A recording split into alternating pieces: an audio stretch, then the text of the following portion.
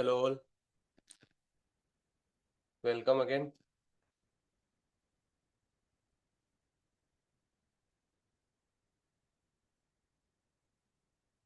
Good evening Rajkumar ji. जय जिनेन्द्र नीरज जी।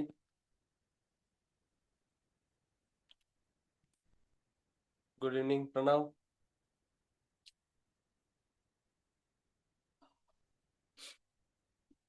चलिए स्टार्ट करते हैं क्लास। वॉइस और क्लियर आ रही है ना?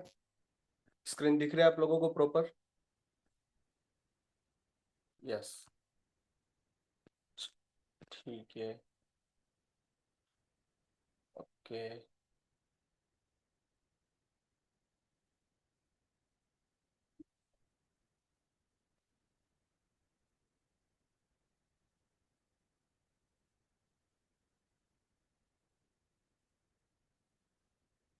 सेक्टर एनालिसिस हम पढ़ रहे थे, जिसको हम इन्वेस्टमेंट और ट्रेडिंग दोनों के अकॉर्डिंग देखने वाले थे। साथ में हमने वेटेज भी देख ली।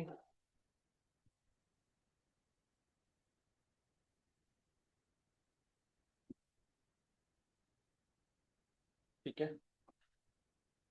इतना अपना ये था।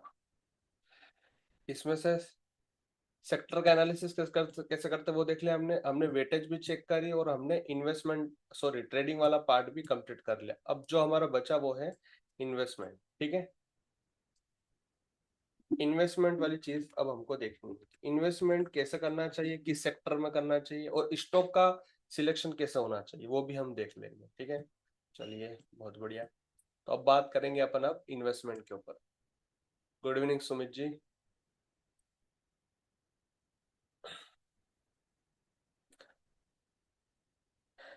ठीक है, इन्वेस्टमेंट के दो तरीके, एक हम सेक्टर के अकॉर्डिंग भी स्टॉक सिलेक्ट कर सकते हैं और एक हम एक इंडिविजुअल भी सिलेक्शन कर सकते हैं। ठीक है, दोनों अपन देख लेते हैं।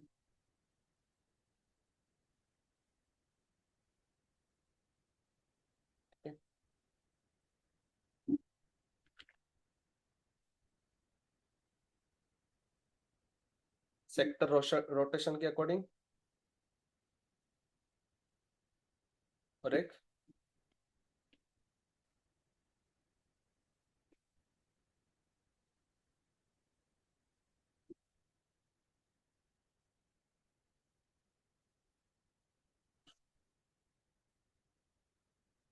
ठीक है, इन्वेस्टमेंट हम दो तरीके से देख सकते हैं। कैसे, एक सेक्टर रोटेशन के अकॉर्डिंग, एक इंडिविजुअल सिलेक्शन की। मतलब ठीक है, स्टॉक इंडिविजुअल भी जो बहुत अच्छा होगा उसको भी हम उस अकॉर्डिंग भी देख सकते हैं। फिर उसका सेक्टर भी चेक कर लो तो और अच्छे से क्लैरिटी आ सकती है। चलो बहुत बढ़िया, इसको अपन थोड़ा सा ऊपर करते हैं। ठीक है, सबसे पहले अपन देखते हैं सेक्टर रोटेशन। ठीक है, मैं यहाँ पर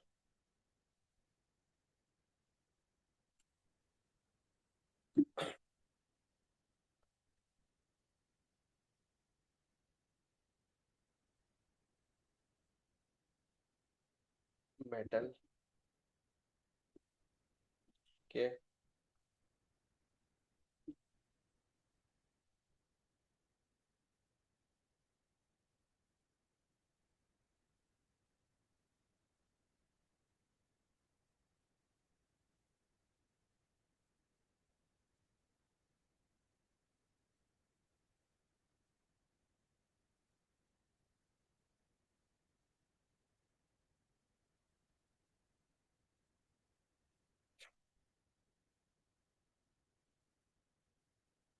मेटल, ऑटो, रियलिटी और कौन सा हो गया, फॉर एग्जांपल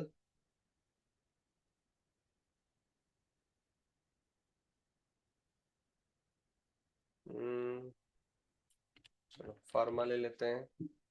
जस्ट एक एग्जांपल के लिए, अपन को ऐसा कुछ खास रिकॉर्ड नहीं रखना है इसके लिए।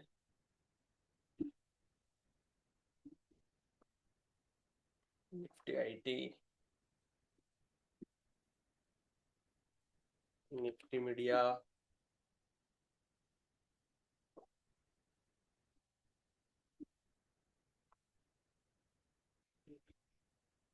PSU बैंक,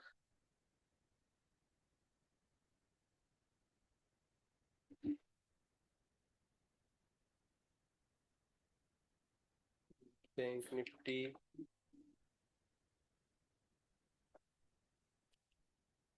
और भी एग्जांपल ले सकते हैं। FMCG okay, oil and gas, pharma okay, FMCG भी ले लेते हैं। Nifty FMCG।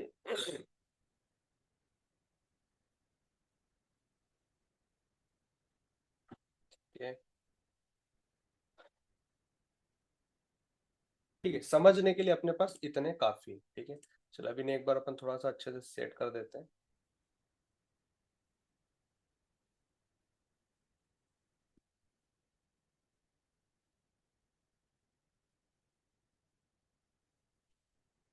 ठीक है, आपको एक सर्कल टाइप में दिख रहे होंगे।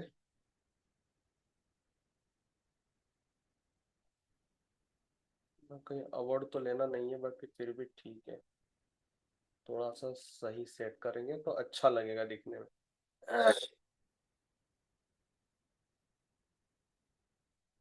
ठीक है, सेक्टर रोटेशन क्या होता है, सिंपल सा, ये चक्री घूमते हैं। चक्री घूमते हैं मतलब क्या, कि one by one her sector के दिन आते हैं। देखना आप किसी किसी दिन, मतलब किसी टाइम पीरियड में आपको दिखेगा कि मेटल ही चल रहे होते हैं, किसी किसी बुल रन में कोई दूसरा सेक्टर चलता है, फिर कोई चलते हैं, मतलब ऐसे हर बुल रन में कोई ना कोई सेक्टर ऐसा होता है जो सबसे ज्यादा अच्छा चलता है, ठीक है।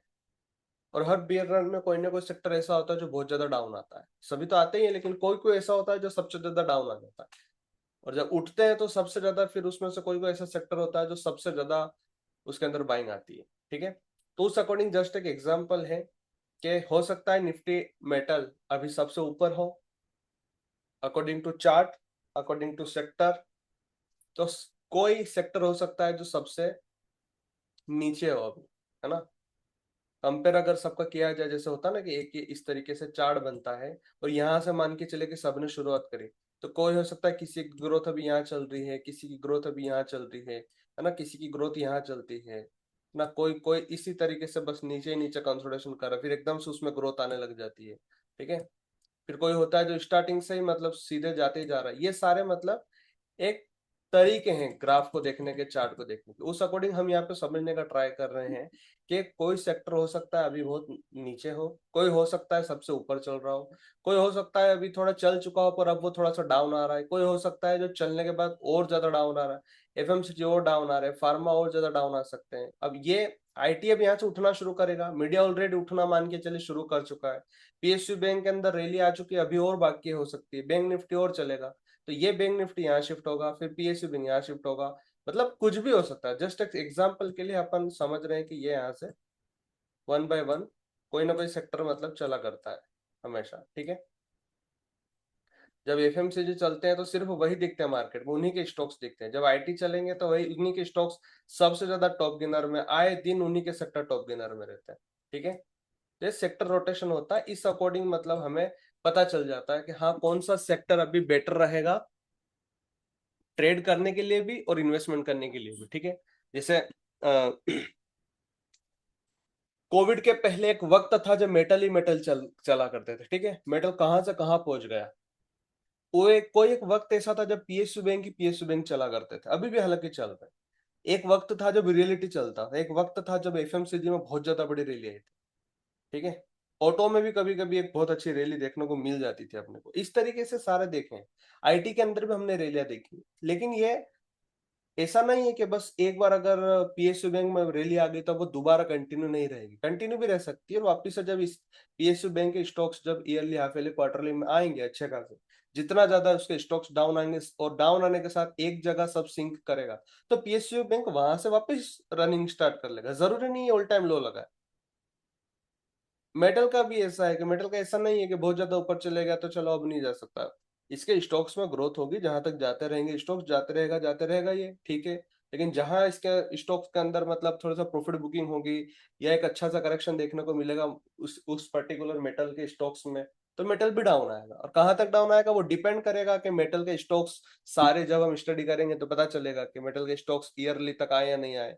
कहाँ कहाँ तक आ सकते हैं टॉप डाउन अप्रोच के अकॉर्डिंग पूरा हम देखते हैं। तो वहां से पता चलता है कि चलो मेटल कम से कम अभी चल रहा है, तो कम से कम ये हाफ ईयरली डिमांड जोन तक अगर मान के चलो आया, तो वहां से फिर वापस एक अच्छी रैली देखने को मिलेगी। तब तक के लिए इसके अंदर से फिर इन्वेस्टमेंट इसके अंदर से नहीं करना चाहिए। आईटी हो सकता है ऑलरेडी इतना डाउन आ चुका है, तो अपन इसके स्टॉक जो जो भी अच्छे अच्छे ईयरली हाफ ईयरली में आए होंगे उनमें थोड़ा सा इन्वेस्टमेंट कर सकते हैं। इस तरीके से हम ये देखते हैं। ठीक है, ये आपको एक बेसिक अंडरस्टैंडिंग होना चाहिए इस चीज की। बहुत बढ़िया। अब आगे मान के चले कि मीडिया भी बॉटम आउट धीरे धीरे हो रहा है, तो हाँ मीडिया के अंदर, मीडिया से भी हम स्टॉक सिलेक्ट कर सकते हैं इन्वेस्टमेंट के लिए। आईटी के अंदर से कर सकते हैं, पीएसयू बैंक के अंदर से स्टॉक सिलेक्ट कर सकते हैं, जो अभी नहीं चले हो वो भी कर सकते हैं। बैंक निफ्टी के अंदर कोई ऐसा स्टॉक हो, है ना, कोई बैंकिंग सेक्टर का स्टॉक, उसको हम सिलेक्ट कर सकते हैं, लाइक बंधन बैंक कर सकते हैं, इक्विटास बैंक कर सकते हैं, आईडीएफसी फर्स्ट बैंक कर सकते हैं। ठीक है, इस तरीके से ऑटो का कोई ऐसा स्टॉक अगर हमारी नजर में हो कि चलो ठीक है ऑटो भैया खुद चल चुका, लेकिन इसका कोई एक ऐसा स्टॉक अभी भी बचा हो जो ईयरली हाफ ईयरली के अंदर बॉटम पर है और अब वो हो सकता है चलने लगा, तो इसके अंदर से भी एक सिलेक्ट कर सकते हैं, है ना। लेकिन सबसे ज्यादा सिलेक्ट किस में से होंगे, इनमें से जो नीचे हैं। फार्मा के अंदर से हो सकता है, पता है कि चलो आईटी डाउन आया, फार्मा भी डाउन आ रहा है, ये भी ईयरली हाफ ईयरली के अंदर कम से कम आने वाला है, ऐसा अगर हमें लगता है, जस्ट मैं एग्जाम्पल के लिए बात कर रहा हूँ, है ना। तो हो सकता है हम फार्मा का भी कोई एक ऐसा स्टॉक सिलेक्ट करके रखें कि चलो फार्मा भी जब भाई मतलब डाउन आ जाएगा प्रॉपर तरीके से, तो इसका भी एक स्टॉक होना चाहिए। ठीक है, फार्मा हो गया। आईटी के अंदर से हो सकता है हम 2 से 3 स्टॉक ले सकते हैं, मीडिया के अंदर से 1 या 2 स्टॉक ले सकते हैं हम, पीएसयू बैंक के अंदर से 1 या 2 स्टॉक ले सकते हैं, है ना, बैंक निफ्टी से भी 1-2 स्टॉक ले सकते हैं। तो ये जो अब टाइम आने वाला होता है उनमें से ज्यादा स्टॉक सिलेक्ट करना चाहिए, और जो चल चुके उसमें से ना के बराबर करो तो ज्यादा बेटर है ना। तो सेक्टर के अकॉर्डिंग में हम देख सकते हैं कि मतलब सेक्टर के टीडीए कर लिए सभी के, इनमें से देख लो कि कौन सा सेक्टर सबसे डाउन है। जैसा भी मैं बताऊं कि हमें इन 3 में से तो ज्यादा सिलेक्ट करने चाहिए। आईटी के अंदर से भी कोई स्टॉक इन्वेस्टमेंट के लिए ले लेना चाहिए, मीडिया के अंदर से भी कुछ अच्छा मिले तो वो लेना चाहिए, पीएसयू बैंक के अंदर से भी कुछ अच्छा मिले तो वो ले लेना चाहिए, और बैंक निफ्टी के अंदर से भी मिले तो कुछ अच्छा लेना चाहिए। अब रही बात मेटल की, तो क्या मेटल में कोई ऐसा स्टॉक है जो मेटल चल चुका है लेकिन इसका पर्टिकुलर एक स्टॉक है वो नहीं चला हो, तो वो भी हम ले सकते हैं, पर डिपेंड करेगा कि वो उस स्टॉक का सिलेक्शन बढ़िया है या नहीं है, मतलब स्टॉक का प्राइस एक्शन अच्छा है या नहीं है, वो ईयरली प्रॉपर हाफ ईयरली में आया या नहीं आया, बहुत अच्छा ऐसा कोई डिमांड जोन जिस जहां बहुत अच्छा करेक्ट हो चुका है, अब इसके दिन पलटने वाले हैं या वो चेंज होने वाला है, उसका डिविडेंड अप कर रहा हो या बहुत बॉटम आउट हो रहा हो धीरे धीरे, तो वो अगर ऐसा दिखा तो हम उसको भी अपने पोर्टफोलियो में ऐड कर सकते हैं, उसको भी ऐड कर सकते हैं। ऑटो के अंदर से भी देख सकते हैं, same Nifty reality FMCG pharma. ठीक है, इन्हें अगर मैंने यहाँ पे लिखा इसका मतलब ये नहीं कि इनमें से स्टॉक्स नहीं मिल सकते। मेटल अगर टॉप पर लिखा इसका मतलब ये नहीं है कि मेटल के अंदर से कोई स्टॉक नहीं मिल सकता। बट अभी जो हमें बेसिक्स पता है कि चलो आईटी, मीडिया, पीएसयू और बैंक, इनमें से ज्यादा स्टॉक्स अभी हमें को ज्यादा मिलते हैं ट्रेड करने के लिए, अच्छे अच्छे स्टॉक्स मिलते हैं, इनमें हमें ज्यादा समझ में आता है। ये कहीं ना कहीं अच्छे खासे, जैसे एफएमसीजी बहुत ऊपर चल चुका था और एक मिथ बना हुआ था कि एफएमसीजी लगातार ऊपर ही जाते हैं, ये कभी भी डाउन नहीं आते इतने ज्यादा, लेकिन इस बार 2 साल के अंदर देखने को मिला कि एफएमसीजी के स्टॉक्स भी बहुत बुरी तरीके से डाउन आए हैं। पर अच्छा है, और चाहते हैं कि और अच्छे से डाउन आए तो हम अच्छे से और इसमें इन्वेस्टमेंट कर सकते हैं कोई स्टॉक पिक करके, है ना। फार्मा के स्टॉक्स हैं तो फार्मा के स्टॉक्स बहुत चले हैं, बट अभी भी कुछ कुछ ऐसे स्टॉक्स हैं जिनमें बहुत अच्छा पोटेंशियल है, वो भी अपन देख सकते हैं, रियलिटी को भी चेक कर सकते हैं। ठीक है, तो ये एक सेक्टर रोटेशन होता है जिसके अकॉर्डिंग हमें ये सिलेक्ट करना होता है कि कौन सा सेक्टर हम ऐसा सिलेक्ट करें जिसके अंदर हमें ये पता चले कि सेक्टर खुद जब यहाँ से 2x 3x हो सकता है, तो उसका स्टॉक सोचिए कितना ज्यादा पोटेंशियल है उसके अंदर, कि वो कम से कम भी वो स्टॉक हमें लॉन्ग टर्म में अच्छा 3-4 साल 5 साल के अंदर 200 300 400 500% तक भी हमें रिटर्न देने की ताकत रखता है। अंडरस्टैंड? ठीक है। अब इंडिविजुअल का क्या क्राइटेरिया है? इंडिविजुअल का सिंपल सा है कि स्टॉक का खुद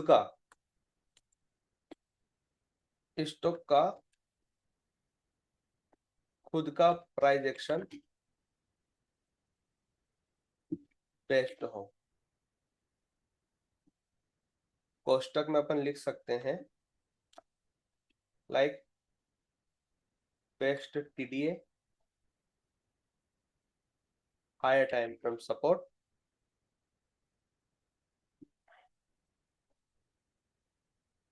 हायर टाइम फ्रेम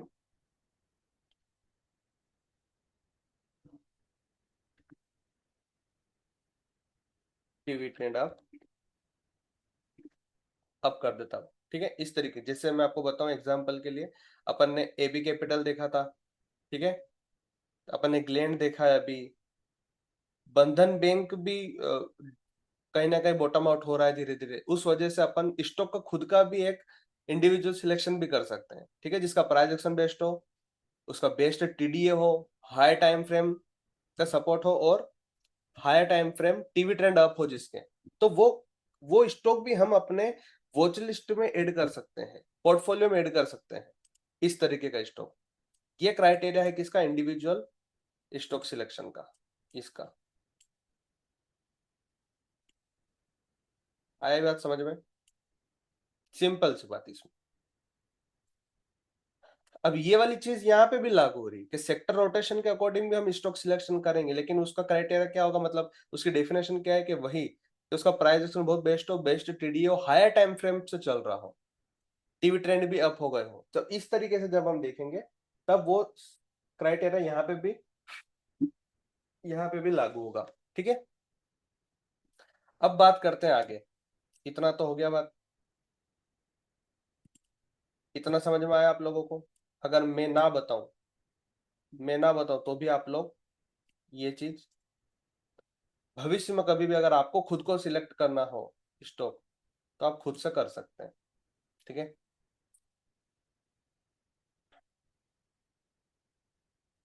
कर सकते हैं कि नहीं कर सकते?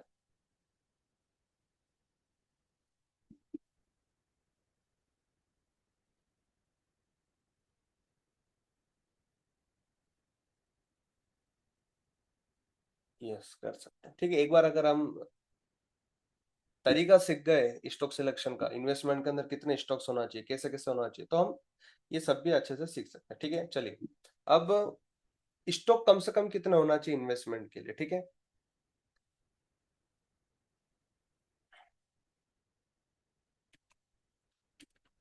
Minimum stock for investment is equal to 10। Minimum stock for investment कितना होना चाहिए हमारे पास? 10। ठीक है, 10 स्टॉक हमारे पास होना चाहिए। अब 10 स्टॉक के अंदर से आप देख लीजिए कि आपको दो आईटी के अंदर से ले सकते हैं आप, दो मीडिया के अंदर से ले सकते हैं, दो पीएसयू बैंक में से ले सकते हैं, दो बैंक निफ्टी मतलब बैंकिंग सेक्टर से ले सकते हैं। 8 तो ये हो गए। हो सकता है दो कोई आपको पर्टिकुलर मतलब इंडिविजुअल सिलेक्शन के अकॉर्डिंग में मिल जाए, जरूरी ना हो कि वो किसी सेक्टर का हो या ना हो। अगर उसका कोई सेक्टर ना हो तो उसका खुद का स्ट्रक्चर भी अगर अच्छा है तो भी हम उसको ले सकते हैं। सेक्टर वाइज चेक करेंगे वो अलग, लेकिन अगर हमें खुद से यहाँ से करना हो तो भी हम कर सकते हैं। मान के चलिए एडलवेस है, ठीक है, एडलवेस का प्राइस एक्शन अच्छा है, सब कुछ बढ़िया है, लेकिन आपने ये चेक नहीं करा कि वो किस सेक्टर का है, तो भी कोई बात नहीं, तो भी वो हमारे इन्वेस्टमेंट स्टॉक के अंदर ही गिना जाएगा। भले उसका कोई सेक्टर अगर आपको ना पता हो, अगर पता हो तो ठीक है, स्टॉक सिलेक्ट कर लिया आपने, इन्वेस्टमेंट की जो लिस्ट है 10 स्टॉक्स, उसमें से एक एडलवेस भी डाल दिया, तो कोई दिक्कत नहीं है। बाद में देख लो उसका कोई सेक्टर हो तो ठीक, तो पता कर लो कि चलो हो सकता है वो, वैसे है किसका एडलवेस? बताइए आप लोग।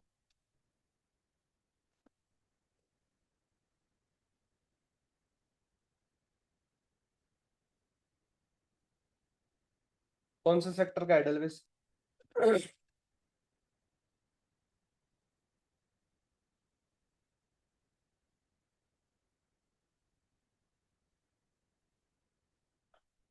फाइनेंशियल सर्विस का है, जहां तक मुझे लग रहा है।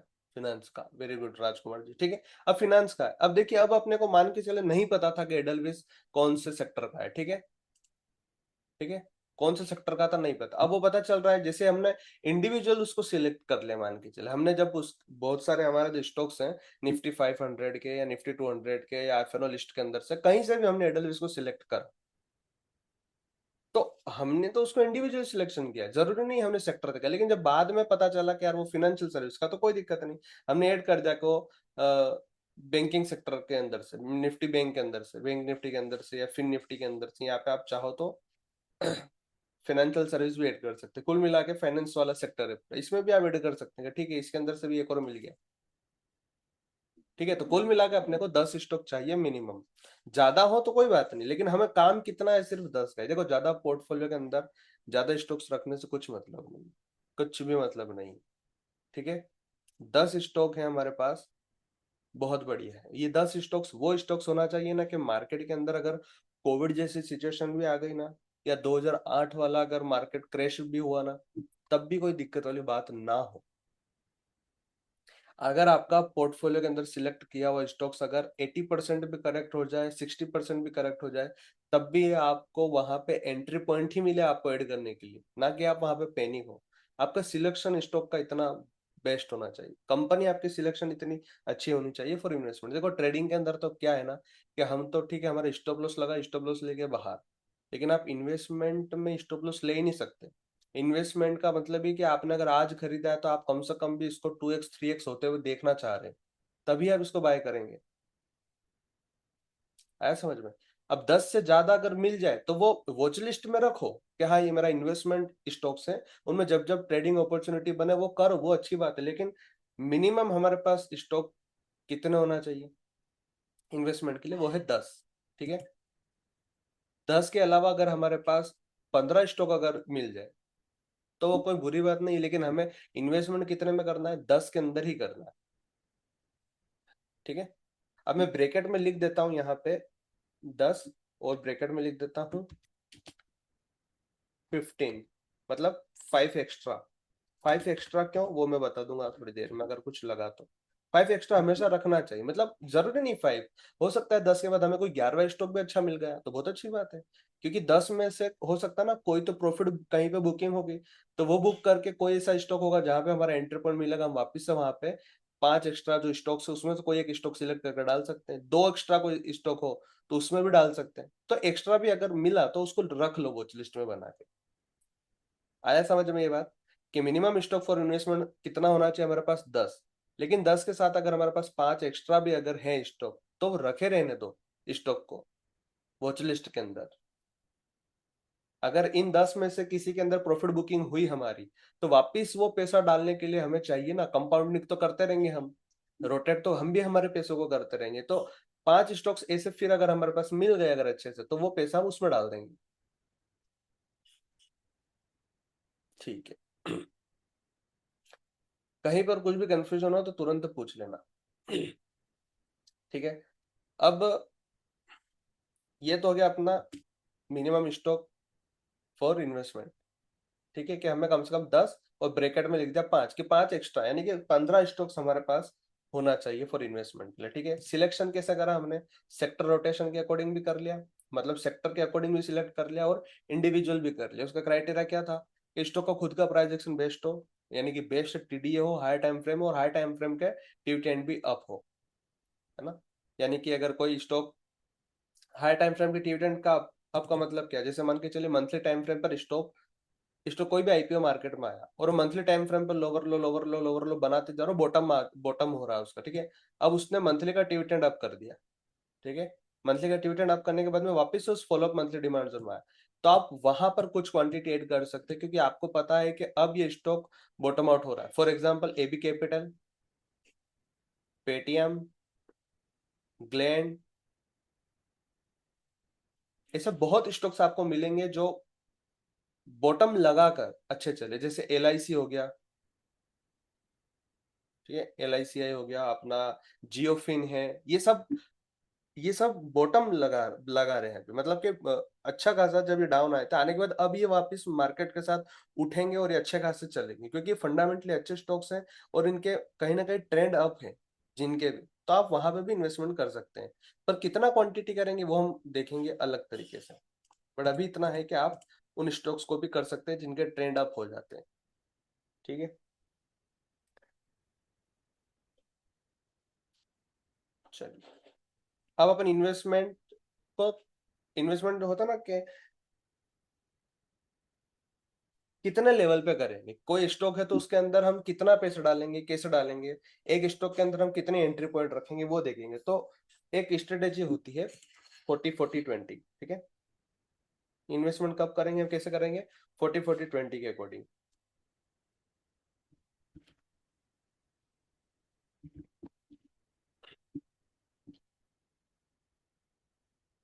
क्या इसको एलोकेशन भी कहते हैं ना, शायद से एलोकेशन बोलते हैं।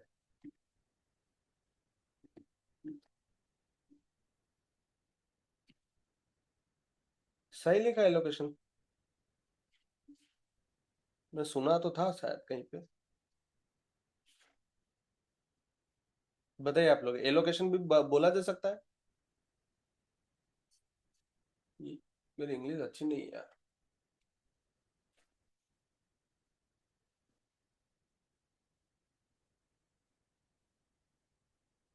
हाँ, या एग्जीक्यूशन भी। अच्छा, ठीक है, अपन 40-40-20 एरिया ही लिख देते हैं, सिंपल सा 40-40-20 एरिया, ताकि पता चले कि हमें हमेशा कैसे इन्वेस्ट करना है 40-40-20 के अकॉर्डिंग।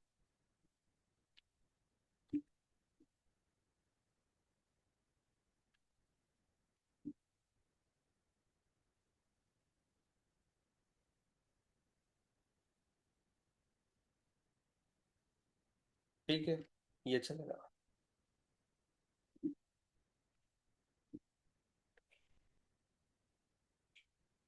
ठीक है, मनी एग्जीक्यूट कैसे करेंगे अपन, 40-40-20 एरिया के अकॉर्डिंग। ठीक है, चलिए ये भी हो गया। अब बात करते हैं अपन कोई 10 स्टॉक सिलेक्ट करते हैं अपन। ठीक है, चलिए वन बाय वन नाम बताइए आप लोगों को, अगर कुछ लगता है कोई स्टॉक अगर आपकी नजर में हो, अगर आपने बता स्टडी कर रखे हो तो कैसे होगा।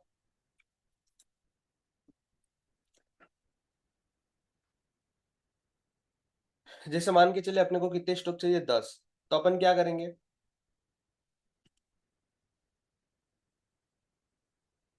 2, 3, 4, 5, 6, 7, 8, 9, 10। ठीक है,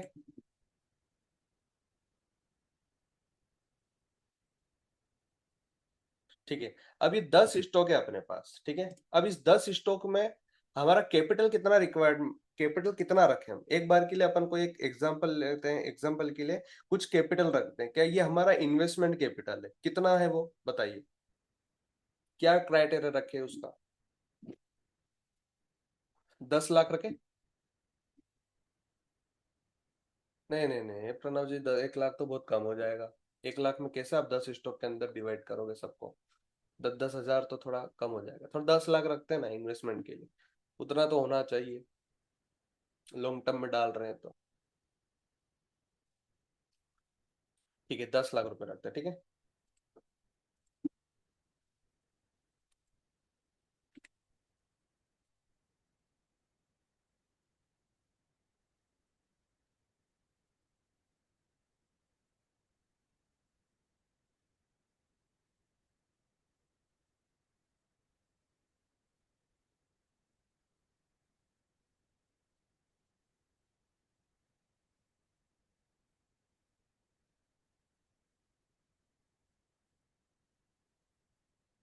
ठीक है, क्या करा हमने, इन्वेस्टमेंट कैपिटल कितना है, 10 लाख, और 1 लाख इच, मतलब कि एक स्टॉक में अपन कितना डालेंगे, 1 लाख, दूसरे स्टॉक में 2 लाख, तीसरे स्टॉक में 3 लाख, चौथे स्टॉक में 4 लाख, 5, 6, 7, 8, 9, 10, 10 लाख डन अपना। ठीक है, सब में 1-1 लाख रुपए डालेंगे, लेकिन कैसे डालेंगे,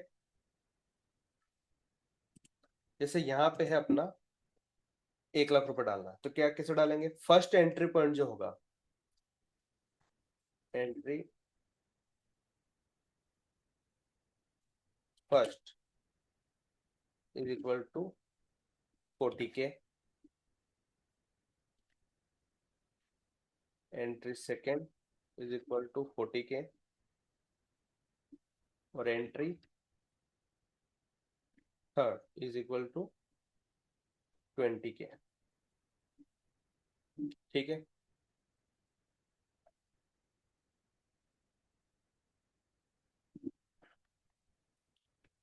टोटल 1 लाख। आया समझ में? 2 3 4 5 6 7 8 9 और 10। 10 स्टॉक है। और 10 स्टॉक के नाम क्या है अभी के लिए? स्टॉक 1 2 3 4 5 6 7 8 9 10। और पहले स्टॉक के अंदर क्या करा हमने? एंट्री फर्स्ट पे 40K डालेंगे, एंट्री सेकंड पॉइंट जो होगा वहां पे फिर से 40K डालेंगे, और एंट्री थ्री पे 20K डालेंगे। मतलब 40 40 20, मतलब 40%। 1 लाख का 40% कितना होता है? 40,000। 1 लाख का अगेन परसेंट होता है 20K। ठीक है, तो 1 लाख रुपए को अपन इस तरीके से डिवाइड करेंगे 3 एंट्री पॉइंट पे और यहाँ पे डालेंगे। सेम अब इसकी कॉपी भी अगर करो आप, ठीक है, तो ये सभी में यहाँ पे लग जाएगा। चाहो तो आप लिख लो, वरना सभी में सेम होगा।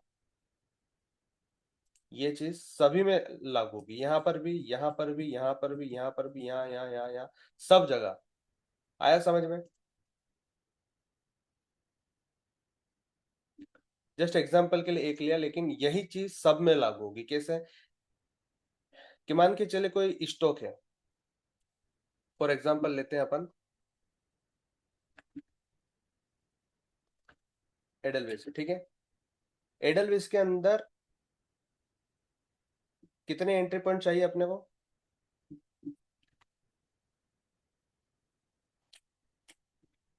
एंट्री पॉइंट फर्स्ट, सेकेंड और थर्ड। ठीक है, ये 3 एंट्री पॉइंट है हमारे पास। ठीक है, अब एग्जाम्पल के लिए लेते हैं कि फर्स्ट एंट्री पॉइंट है, वो कितने पे है? फर्स्ट एंट्री पॉइंट है वो, एग्जाम्पल अपन लेते हैं करंट मार्केट प्राइस में लगभग मान के चलता हूँ 125 रुपए पे। ठीक है,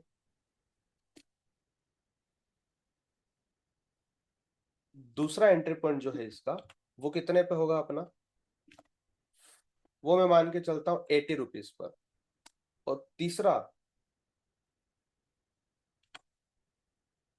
तीसरा इसका एंट्री पॉइंट है, वो मैं मान के चलता हूँ 60 रुपीज। ठीक है, ठीक है, इतना आया समझ में? अब अपने को क्या करना है कि यहाँ पर कितना पेमेंट डालेगा मुझे बताओ। 125 रुपए जो प्राइस चल रहा है अभी एडलवेस के अंदर, वहां पे हम कितना पेमेंट डालेंगे 1 लाख के अकॉर्डिंग? क्योंकि देखो हमारे पास 10 स्टॉक थे, उसमें से एक स्टॉक एडलवेस है। ठीक है, अब एडलवेस अगर एक स्टॉक है, उसके अंदर हमें कितना इन्वेस्टमेंट करना है 10 लाख कैपिटल के अकॉर्डिंग? 1 लाख इच। अगर 1 लाख इच है तो हमें 125, यहाँ पे एडलवेस के अंदर 1 लाख रुपए डालना है। लेकिन कैसे डालना है? 125 एंट्री पॉइंट है, 80 एंट्री पॉइंट है और 60 एंट्री पॉइंट है। तो हमें 125 पे कितना डालना है? 40K। बहुत बढ़िया। यहाँ पे हम कितना डालेंगे अगेन? 80 रुपए पे अगेन 40K डालेंगे।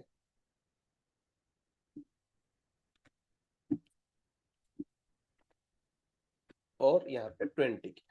सिंपल।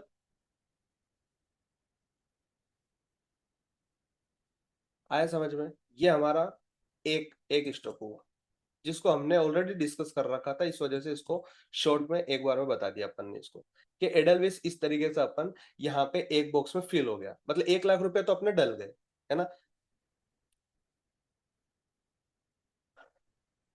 Yes, okay, done.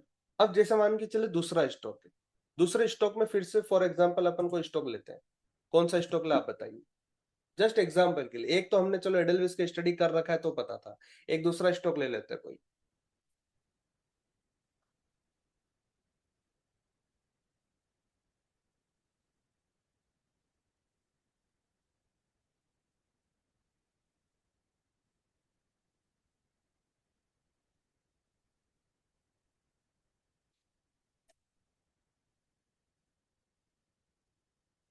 मैं देख रहा हूँ आप लोगों के स्टॉक जो आप नाम बता रहे हो, लेकिन मेरे मेरे थिंकिंग में वो स्टॉक फिट नहीं होते।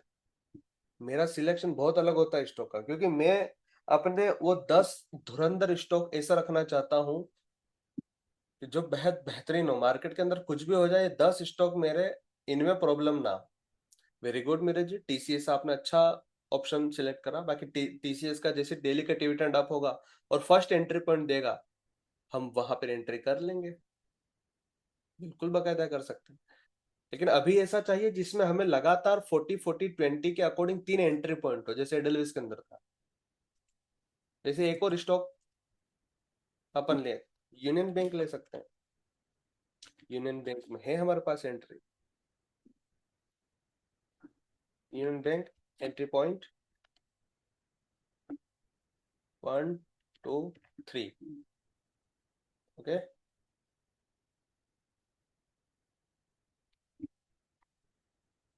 अब वापिस से मैं सेम चीज, फर्स्ट एंट्री पॉइंट मान के चलते हैं एक्स है, कुछ भी हो सकती है एंट्री पॉइंट एक्स। वहां पे कितने डालेंगे हम? अगेन 40 के, 40 के प्राइस की बात कर रहा हूँ, 40 के मनी डाल की बात कर रहा हूँ कि हम उतने ही पैसे डालेंगे वहां। वाई एंट्री पॉइंट है, उस पर कितने डालेंगे हम? अगेन 40 के। और एक जेड एंट्री पॉइंट है, वहां पे भी हम डालेंगे 20 के। सिंपल, ये हमारा यूनियन बैंक का हो गया। इस तरीके से इसमें भी इन्वेस्टमेंट करेंगे। सेम यहाँ पे आप 10 के 10 बॉक्स ले लीजिए और 10 के स्टॉक सिलेक्ट कीजिए, ठीक है। स्टॉक सिलेक्शन कैसे करेंगे? हम सेक्टर के अकॉर्डिंग करेंगे, इंडिविजुअल स्टॉक भी कर सकते हैं। ये तो स्टॉक सिलेक्शन का क्राइटेरिया हो गया, ठीक है। कितने स्टॉक करने हैं? 10 स्टॉक करने हैं, बहुत बढ़िया। मिनिमम इन्वेस्टमेंट कैपिटल हमारा अकॉर्डिंग हम कितना मान के चल रहे? 10 लाख, और 1 लाख ईच, यानी कि हर बॉक्स में, यानी कि हर स्टॉक के अंदर कितना जाएगा? 1 लाख रुपए ही जाएगा। लेकिन क्या एंट्री पॉइंट मतलब जैसे 125 क्या पूरा 1 लाख 125 पे डाल देंगे? नहीं, 125 पे 40% डालेंगे, 40% 80 रुपए पे और 20% 60 रुपीज पे, तब जाके हमारा 1 लाख पूरा इन्वेस्टमेंट होगा। अब सोचिए आपने 125 पे 40,000 की क्वांटिटी ली, तो आपको कितना यहाँ पे क्वांटिटी मिली, ये बताइए। कैलकुलेटर ओपन कीजिए।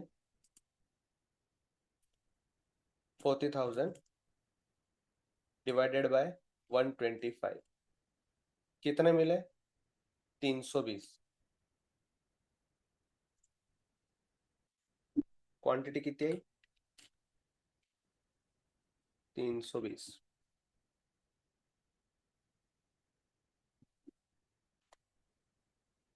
दूसरी मुझे कैलकुलेट करके बताओ।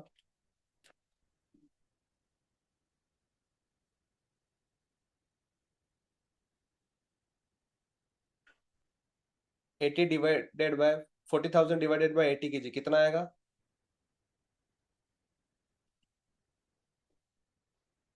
500। ठीक है। देखिए मनी, पैसा हमने 40,000 डाला जो ऊपर डाला था, लेकिन ऊपर 320 क्वांटिटी आई थी, नीचे 500 क्वांटिटी आई है। चलिए, और बताइए कि अब क्वांटिटी कितनी मिलेगी? 60 रुपए पर।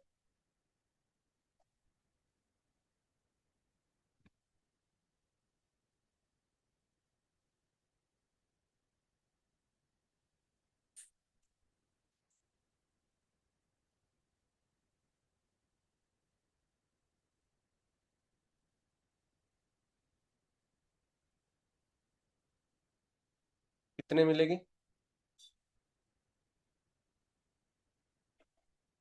333। ओके, ठीक है।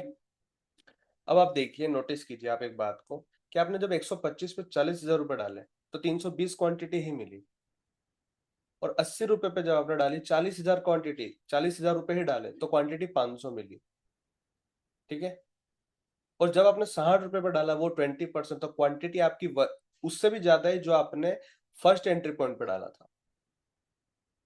और जब यहां से जैसी प्राइस, जैसे मान के चले आपने 3 लेवल पर डाला, ठीक है, मार्केट यहाँ पर आया, और ज्यादा डाउन आया, थोड़ा बहुत चला, और जब डाउन, अब यहां से वो चांस होगा आपका थर्ड एंट्री पॉइंट 20% वाला, जहां से मार्केट होता ना कि अब ये जगह प्राइस कब आएगा, जब अच्छा खासा मार्केट के अंदर करेक्शन होगा, फॉल आएगा मार्केट के अंदर, तभी तो आपका 20% वाला प्राइस हिट होगा। और वहां से जब चलेगा ना तो बहुत शार्प तरीके से मूवमेंट आएगा। तो ये वाला जो आपको पैसा डाला हुआ है वो बहुत जल्दी फ्री हो जाएगा। 20% वाला जो आपने डाला है 60 रुपए पे, वो इतना जल्दी फ्री होगा, वो आपको प्रॉफिट देगा। फिर जो ऑलरेडी आपने डाल रखा है ये भी प्रॉफिट देगा। और आपका ऑलरेडी टारगेट 125 के अकॉर्डिंग ही, मतलब जब फर्स्ट 40% डाल रहे हैं तभी आपका टारगेट अच्छा खासा है ऊपर। लेकिन जब डाउन से अगर ऊपर तक आप पूरा मार्क करोगे परसेंटेज, तो बहुत ज्यादा मिलेगा आपको। और इसका एवरेज जब जब आप निकालोगे ना तो बहुत कम हो जाएगा। मतलब कहीं ना कहीं वो प्राइस आपका 125 से लगा के 60 के बीच में आप डालोगे तो वो लगभग लगभग आपका 80 पिक्चर से 90 के आसपास एंट्री पॉइंट होगा। और टारगेट आपका मिनिमम कितना है, 170, उसके बाद 250 300 कितना भी हो सकता है टारगेट, वो तो चार्ट हमें बता देगा, है ना। तो इस तरीके से हमें क्वांटिटी निकालनी है। अब यहाँ पे भी जो भी प्राइस हो, एक्स प्राइस जो भी हो, 40,000 में उसका डिवाइड करो तो यहाँ पे उसकी क्वांटिटी निकल जाएगी। 40,000 को वाई प्राइस जो भी होगा उससे डिवाइड करो तो इसकी भी क्वांटिटी निकल जाएगी। और 20,000 को जेड से डिवाइड करो तो उसकी भी क्वांटिटी निकल जाएगी। उस अकॉर्डिंग यहाँ पे भी हम सारी क्वांटिटी के अकॉर्डिंग ऐड कर सकते हैं। और ये स्टॉक भी अपने पोर्टफोलियो में ऐड कर सकते हैं इस तरीके से।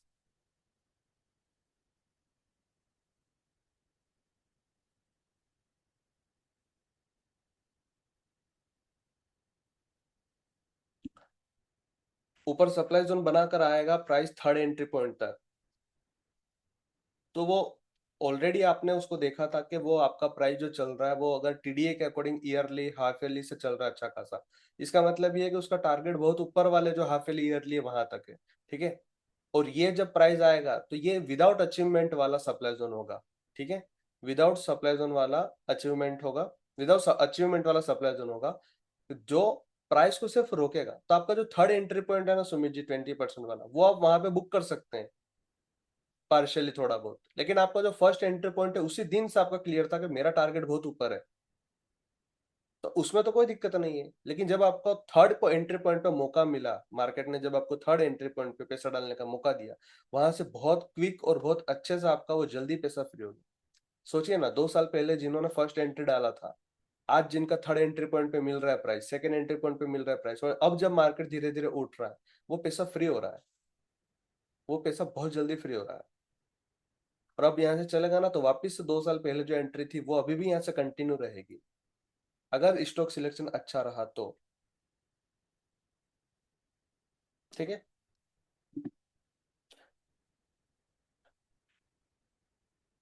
चलिए, आप लोगों को अब समझ में आ गया पूरा कि हमारा इन्वेस्टमेंट का तरीका क्या है, हम कैसे हम 40-40-20% एरिया के अकॉर्डिंग प्राइस डिवाइड करेंगे और अच्छे से 10 स्टॉक के अंदर डालेंगे और 5 स्टॉक एक्स्ट्रा रखेंगे, ताकि कोई स्टॉक मान के चले कि ये वाला आपका फ्री हो गया, आपने एडलविस डाला, एडलविस के अंदर जब आपने पैसा डाला तो इसका कैपिटल फ्री हो गया पूरा, मतलब अपना सारा प्रॉफिट बुक कर लिया। अब आपके पास 9 स्टॉक है लेकिन फर्स्ट स्टॉक का आपका पैसा आ चुका और ज्यादा, तो आपको कोई और स्टॉक चाहिए होगा जो उस वक्त एडब्ल्यूएस के कंपैरिजन में बॉटम पर हो, अच्छा प्राइजेक्शन बना रहा हो और वो वहां से चलने वाला हो, और उसमें भी लगातार 3 एंट्री पॉइंट दिखे, तो आप उसमें ऐड कर सकते हैं अपना पेमेंट। इसलिए 5 स्टॉक अपन ने क्या रखे, एक्स्ट्रा रखे, कि वो हमेशा हमारे साथ में होना ही चाहिए। तो ये क्या कि इस 10 में से ये कुछ ना कुछ बुक होते रहेगा। जैसे मान के चले फर्स्ट आपने रखा है ना एक स्टॉक, वो टारगेट दे रहा है आपको, दूसरा है तो वो सेकेंड एंट्री पॉइंट पे आ रहा है आपके लिए तो ये डाउन जा रहा है, थर्ड है वो वापस से ऊपर टारगेट दे रहा है, फोर्थ है वो आपकी थर्ड एंट्री पॉइंट पे आ गया, और जो फिफ्थ वाला है वो और ज्यादा ऊपर जाते जा रहा तो आपको जो फर्स्ट एंट्री पॉइंट डाली वहां से भी प्रॉफिट मिल रहे हैं, और जो प्रॉफिट मिलने के साथ साथ जो आपके दूसरे 40-40% वाली एंट्री है वहां पे एंट्री भी मिल रही है। तो ये ना कंटिन्यू प्रोसेस चलती रहेगी, कोई बुक हो रहे हैं तो कोई दूसरे एंट्री मिल रहे हैं, कोई तीसरा बुक हो रहा है तो चौथे में एंट्री मिल रही है, ऐसे ही ये सर्कुलेट होते रहेंगे, ऊपर नीचे। और जब सब में एक साथ आकर बुल रन अच्छा आया तो कहीं ना कहीं ये सारे के सारे अच्छा खासा प्रॉफिट बुक कराते जाते हैं। आप चाहोगे हमेशा कि यार हमारा सेकंड एंट्री पॉइंट का पैसा अभी भी बचा है हाथ में, वो डले तो ही अच्छा है। मान के चले आपने एडल 20 पे 125 पे एंट्री करी, ये यहीं से चले गया, तो आप क्या सोचोगे कि यार 40% जो पेमेंट डाला मैंने 1 लाख के अकॉर्डिंग, उतना ही उसके अकॉर्डिंग बहुत कम क्वांटिटी मिली और उतना ही पैसा मिला। और कोई बंदा ये सोच रहा है कि नहीं, जितना जल्दी हो सके जल्दी से जल्दी स्टॉक 80 या 60 रुपए मिल जाए, और बहुत जल्दी 60 से ये 160, 150, 200 हो जाए, तो वो बहुत ज्यादा खुश होगा उस कंपेरिजन में, कंपेयर टू फर्स्ट वाला बंदा जो चाह रहा है कि मेरा फर्स्ट 40% यहीं डालू और यहीं से चल जाए। तो उसको प्रॉफिट तो मिलेगा बट कम मिलेगा। और जो थर्ड सेकंड थिंकिंग वाला है कि मार्केट गिरे गिरे जितना गिरना हो, मेरे को बस मेरे एंट्री पॉइंट मिल जाए, वो बंदा ज्यादा खुश होगा। और इस तरीके से आपके 10 स्टॉक सिलेक्शन आपका बहुत बढ़िया है, जिसमें 40-40-20 के अकॉर्डिंग एंट्री रखोगे, तो आपका हमेशा हम आपके हाथ में हमेशा पैसा भी रहेगा कि आप सेकंड एंट्री भी डाल सकते हैं, थर्ड एंट्री भी डाल सकते हैं, और सभी में सेम रहेगा। कोई भी स्टॉक्स ऐसा नहीं रहेगा कि जिसमें आपको इस तरीके की एंट्री ना मिले। मार्केट गिरेगा, दूसरे लोग पैनिक करेंगे, लेकिन आपके हाथ में हमेशा पैसा रहेगा कि आप उसको इन्वेस्टमेंट करने के लिए आप रेडी रहेंगे हमेशा। एक ही जगह सारा पैसा नहीं डालना, क्योंकि देखिए, अगर मान के चले अभी अभी निफ्टी यहाँ से 19,000 आ जाए, 18,000 आ जाए, तो आपके पास पैसा तो होना चाहिए ना उस वक्त भी डालने के लिए। अगर आपने सभी के सभी पैसा इसी पर डाल दिया, अभी करंट मार्केट प्राइस पर ही डाल दिया, तो यहाँ से थोड़ा भी डाउन आने पर आपके पोर्टफोलियो लाल दिखेंगे, आपको पैनिकनेस आएगा। लेकिन अगर आपने रूल्स के अकॉर्डिंग अगर आपने इन्वेस्टमेंट किया, ठीक है, रूल्स के अकॉर्डिंग अगर आपने इन्वेस्टमेंट किया, तो आपको हमेशा खुशी होगी इस बात की कि मेरे पास मार्केट 18,000 आ जाएगा, तो भी थर्ड एंट्री पॉइंट पे भी अगर मुझे प्राइस मिला तो मैं वो बाय करूंगा। और वहां से सोचिए आप, कितने सारे स्टॉक्स, कितने सारे sector, Nifty, bank Nifty, fin Nifty, सभी के सभी market yearly half eleven index yearly half eleven hit हो रहे हैं। कितना तेज मूवमेंट आएगा वहां से अपसाइड का। तो आपका थर्ड एंट्री पॉइंट है ना, ये बहुत 1 या 2 दिन का मौका ही देगा आपको कि आपको थर्ड एंट्री पॉइंट पे एंट्री करने का मौका मिला। आपको मौका ही नहीं मिलेगा, इतना जल्दी रिकवरी आएगी ना वहां से, आप सब लोग शॉक हो जाओगे। और सोचिए, एक ध्यान में इतना रखिए कि आपका जो 20% वाला जो अमाउंट है, उसके अंदर क्वांटिटी उतनी आ रही है जितनी आपने फर्स्ट एंट्री पॉइंट पे रखी थी। फर्स्ट एंट्री पॉइंट था 40,000 में, जितना आपको क्वांटिटी मिल रहा था वो आपको थर्ड एंट्री पॉइंट में उससे भी ज्यादा क्वांटिटी मिलेगी, तो प्रॉफिट उसके कंपैरिजन में ज्यादा होगा बॉटम से। तो ये चीज बहुत सही रहेगी आपके लिए, ठीक है। अभी एचएससी में भी सेम हुआ, अराउंड 90% इन जस्ट 2 मंथ। बिल्कुल बिल्कुल सुमित जी, जिन लोगों ने 40-50 पे बाय किया था एचसीसी, और जिन लोगों ने अभी 15 रुपए पे, 16 रुपए, 20 रुपए के आसपास बाय करा है, सोचे उन लोगों को 40-40-50% अच्छा खासा रिटर्न मिल रहा है अभी जस्ट। और अभी तो जस्ट वो सेट हो रहा है एचसीसी। ओके सर, क्लियर, ठीक है, अंडरस्टैंड, समझ में आ गया।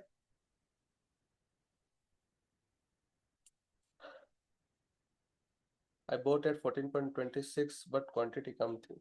बिल्कुल सुमित जी, बट आपने वहां पे फर्स्ट एंट्री किया था, आपका थर्ड एंट्री नहीं होगा अकॉर्डिंग टू मी।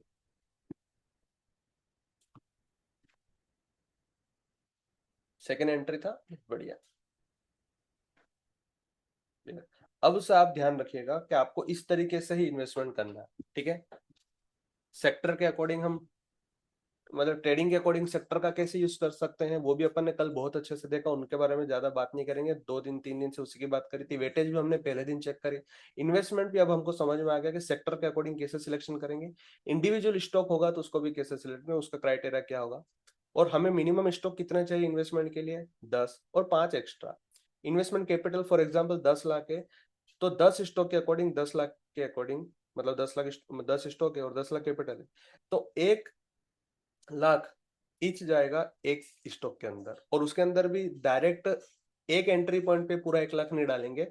40-40-20 यानी 40-40-20% के अकॉर्डिंग हम 3 एंट्री पॉइंट पे वो पूरा पेमेंट डालेंगे, ठीक है। अब एंट्री पॉइंट कहाँ होता है, टारगेट कहाँ होता है, वो तो हमने इतने दिन से सीख ही रखा है। और एग्जांपल के लिए आपके पास एडलविस भी है, यूनियन बैंक भी। एडलविस के एंट्री पॉइंट भी अपन को याद है, इसलिए अपन ने क्वांटिटी निकाले, सब चेक कर लिया। अब बात आती है कि ये स्टॉक है, स्टॉक का सिलेक्शन कैसे करना, ठीक है। थोड़ी सी नेक्स्ट स्लाइड ओपन करते हैं, ठीक है। स्टॉक है ना, जैसे कि रेंडमली 10 स्टॉक के नाम अपन ट्राई करते हैं, ठीक है। एडलविस हो गया, यूनियन बैंक हो गया,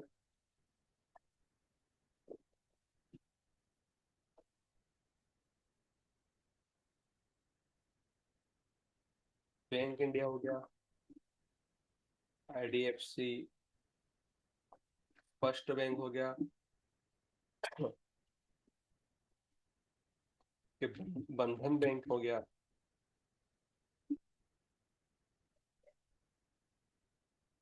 और बताइए बीसॉफ्ट हो गया अपने पास,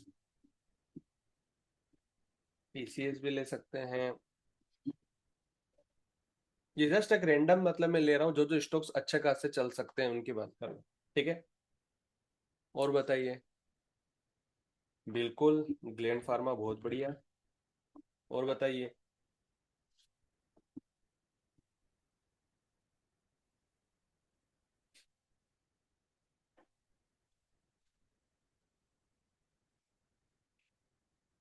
PN भी ले सकते हैं।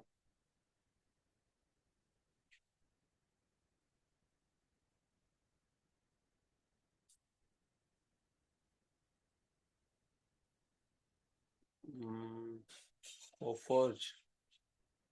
हम्म कोफोर्ज भी ले सकते हैं, बाकी ठीक है। दो हो गए अपने पास IT के। फाइनेंशियल सर्विस से भी ले लिया अपन ने, बैंकिंग से भी ले लिए, फार्मा से भी आ गया अपने पास ग्लैंड फार्मा। और बताइए। जस्ट एक रैंडम याद था अपन ने वो ही लिया, और उतने में ही कितने हो गए, तीन, तीन से तीन, 9 स्टॉक हो गए। 15 स्टॉक अपन पूरे कर लेंगे यहीं पे। जस्ट एक रैंडम, नहीं जरूरी नहीं है कि यही 15 के अंदर करना है, जस्ट एक एग्जाम्पल अपन ले रहे हैं ताकि इनका स्टडी करेंगे देखेंगे तो थोड़ा सही रहेगा। बहुत बढ़िया। क्रॉम्पटन, जो कि ऑलरेडी इन्वेस्टेड है।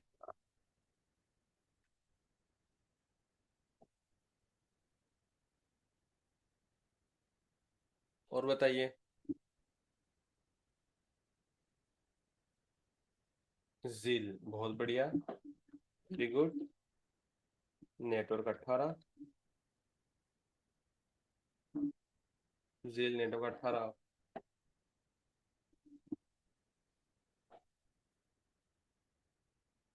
इक्विटास। Very good.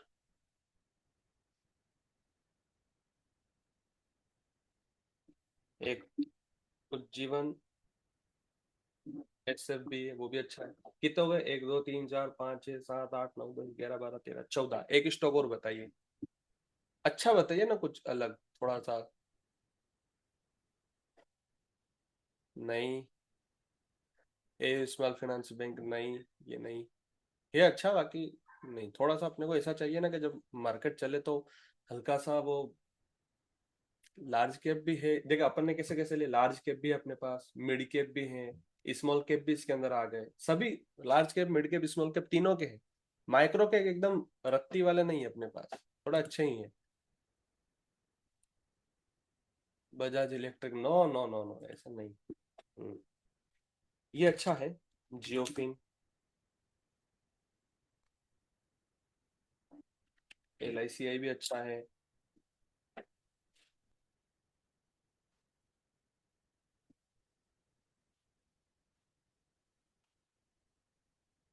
इन्फी नहीं, इन्फी अभी दूर है।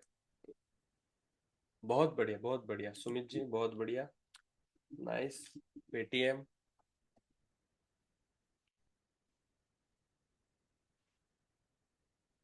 ABREL। ABREL किया जा सकता है। किया जा सकता है, ABREL भी किया जा सकता है, ठीक है। अब ABREL का स्टॉक कौन से सेक्टर का, ये भी बता दीजिए प्रणव।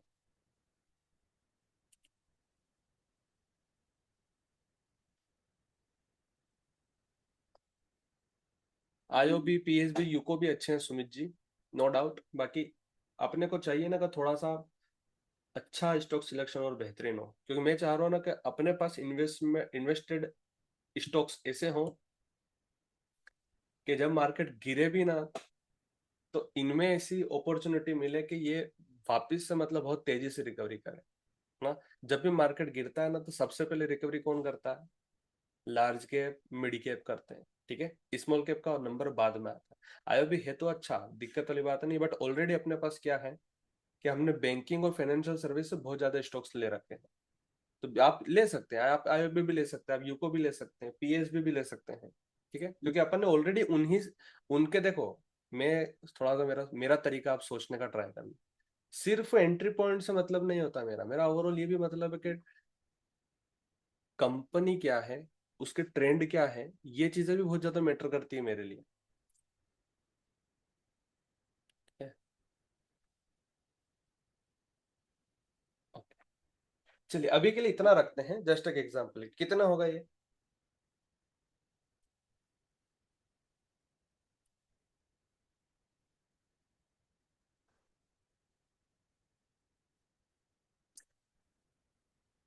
1 2 3 4 5 6 7 8 9 10 11 12 13 14 15 16 17 18 स्टॉक हो गए, बहुत बढ़िया। चलो इन 18 स्टॉक्स में से भी चाहो तो 3 कट कर दो, कोई दिक्कत, जस्ट एक एग्जांपल के लिए अपन ने लिया, ठीक है?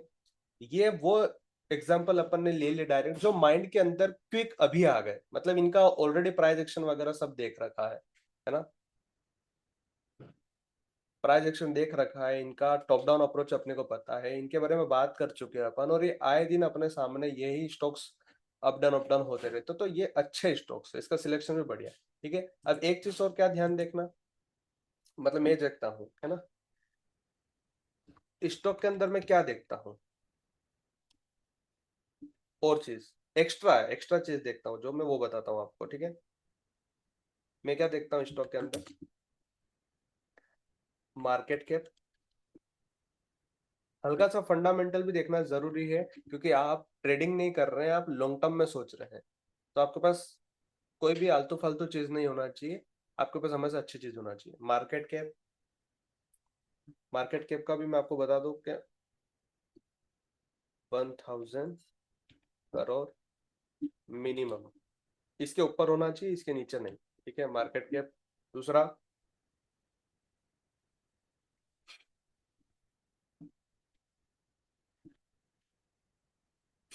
एग्जिस्टेंस, यानी कि वो अपनी जैसे मान के चले बंधन बैंक अगर आप कर रहे हैं, तो बंधन बैंक आपको पता होना चाहिए वो एग्जिस्ट कितना करता, मतलब एग्जिस्टेंस का मतलब है कि वो एग्जिस्टेंस तो उसकी है, मतलब इस यूनिवर्स में है वो स्टॉक, लेकिन आपकी नजरों के सामने कितना आ रहा है?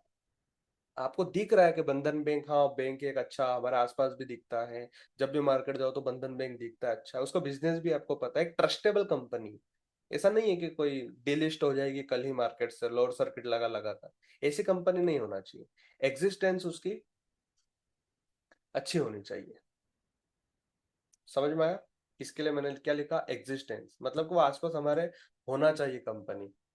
ठीक है, अगर हम बीसॉफ्ट की बात करें तो बीसॉफ्ट हमें पता होना चाहिए कि क्या करती है, अगर हम नेटवर्क 18 की बात करें तो हमें पता होना चाहिए कि इसका बिजनेस क्या है, ये क्या करती है। बस इतना सा, ज्यादा इतना डिटेल नहीं, बैलेंस शीट वगैरह सब कुछ नहीं देखना, बस इतना के मार्केट कैप क्या होना चाहिए, मिनिमम 1000 करोड़ होना चाहिए, इससे तो ऊपर ही नहीं, इसके नीचे अगर है तो वो भंगार शेयर है, कभी भी उसके अंदर पूरा पैसा गायब हो सकता है, कुछ कहा नहीं जा सकता, उस पर हमको ध्यान नहीं देना। मार्केट कैप हो गया, उसकी एग्जिस्टेंस हो गई, और और क्या सोच सकते हैं अपन?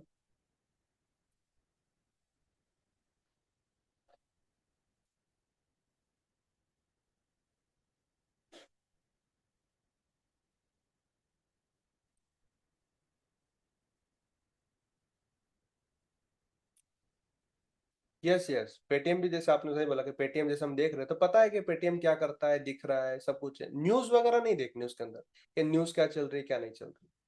ठीक है, उसकी बात नहीं कर रहा हूँ मैं, लेकिन एक इतना है कि हाँ, पता है हमें कि वो क्या करता है।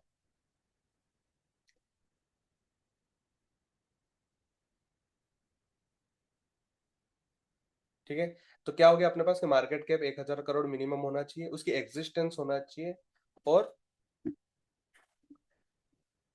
एक लास्ट आप ये भी सोच सकते हैं कि गुड सेक्टर, गुड सेक्टर का हो, मतलब लाइक कि उसका सेक्टर जो भी हो वो एक अच्छा सेक्टर हो। ठीक है, इस तरीके से, ताकि आपको एक दिमाग में पिक्चर फिट रहे, या आप इस तरीके से कर देते हैं, ठीक है? दिमाग में आपको रहे कि आप ऐसी चीज बाय कर रहे हैं जो बहुत शानदार है। ठीक है, चाहे एडलविस की बात कर लो, union bank, bank India, IDFC, आप सभी के नाम वन बाय वन पढ़ लीजिए, आपके पास वो रहेगा दिमाग में हमेशा कि नहीं, ये सारे के सारे शेयर बहुत अच्छे हैं। है ना। इनका मार्केट कैप भी 1,000 से ऊपर है, अच्छे हैं, एग्जिस्ट भी करते हैं सब, और गुड सेक्टर के हैं सभी के सभी। गुड सेक्टर मतलब के सभी अच्छे सेक्टर के हैं। देखिए ये भी फाइनेंस का है, यूनियन बैंक भी पीएसयू बैंक के अंदर आता है, ये भी पीएसयू बैंक के अंदर आता है, ये प्राइवेट बैंक के अंदर आता है, ये भी प्राइवेट बैंक के अंदर आता है, ये आईटी का हो गया, ये भी आईटी का हो गया, फार्मा का हो गया, ये भी अपना पीएसयू बैंक हो गया, ये अपना कंज्यूमर ड्यूरेबल का हो गया अपना, ये मीडिया का हो गए दो अपने पास, फिर से प्राइवेट बैंक आ गया अपने पास, ये अपना फाइनेंशियल सर्विस से आ गया, ये भी फाइनेंशियल सर्विस से आ गया, ये भी फाइनेंशियल सर्विस से आ गया, पेटीएम भी फाइनेंशियल सर्विस से, अगर एबीआरईएल कोई रिटेल कंपनी है, ठीक है, तो ये अलग आ गई अपने पास, तो कोई दिक्कत नहीं, इस तरीके से अपन सिलेक्ट कर सकते हैं।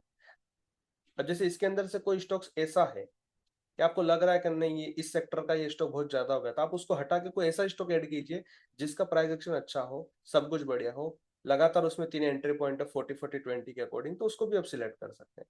ठीक है, इतना समझ में आया। इस तरीके से अपने को स्टॉक सिलेक्ट करना है। अब अपना पेमेंट कितना था, 10 लाख, ठीक है, 10 लाख में से 1-1 लाख सभी के अंदर जाएगा, 10-10 स्टॉक्स में। अब ये तो 18 स्टॉक्स हो गए, इसमें से भी सोचिए इतनी क्वालिटी के होने के बावजूद भी अपने को इसमें से क्या करना पड़ेगा, अपने को इसके अंदर से सिलेक्शन करना पड़ेगा कि नहीं 10 स्टॉक कौन से हैं और अच्छे हैं, इनमें से ही 10 स्टॉक्स बेहतरीन सिलेक्ट करना है और उन 10 को रखना है, और बाकी जो 5 या 8 स्टॉक हैं उनको एक्स्ट्रा के लिए कवर करके रख दीजिए। आपकी वॉच लिस्ट में होना चाहिए, दिन रात देखो उसको, उसको समझो, लेकिन एंट्री आपकी जो होगी 40-40-20 के अकॉर्डिंग वो 10 स्टॉक के अंदर ही होगी। 5-8 स्टॉक्स को आप एक्स्ट्रा रखिए, ठीक है। चलिए अब थोड़ा सा अपन चार्ट के ऊपर देखेंगे कि एंट्री कैसे करना है, ठीक है। चलिए अब ये जो स्टॉक्स फिर से बता रहा हूँ, ये जो अपन ने सिलेक्शन किया ना ये रैंडम करा, लेकिन इसके अंदर ही कवर हो गया। क्या कवर हो गया कि इसके अंदर से फार्मा के भी स्टॉक्स हैं, आईटी के भी स्टॉक्स हैं, मीडिया के भी स्टॉक्स हैं, फाइनेंशियल सर्विस के भी स्टॉक्स हैं, बैंकिंग के, प्राइवेट बैंकिंग के सभी के स्टॉक्स आ गए कवर इसके अंदर, कंज्यूमर ड्यूरेबल का भी स्टॉक है, ठीक है। तो इस तरीके से आप सारे सेक्टर के अंदर से मिला के अच्छे अच्छे स्टॉक्स को निकालिए, ठीक है।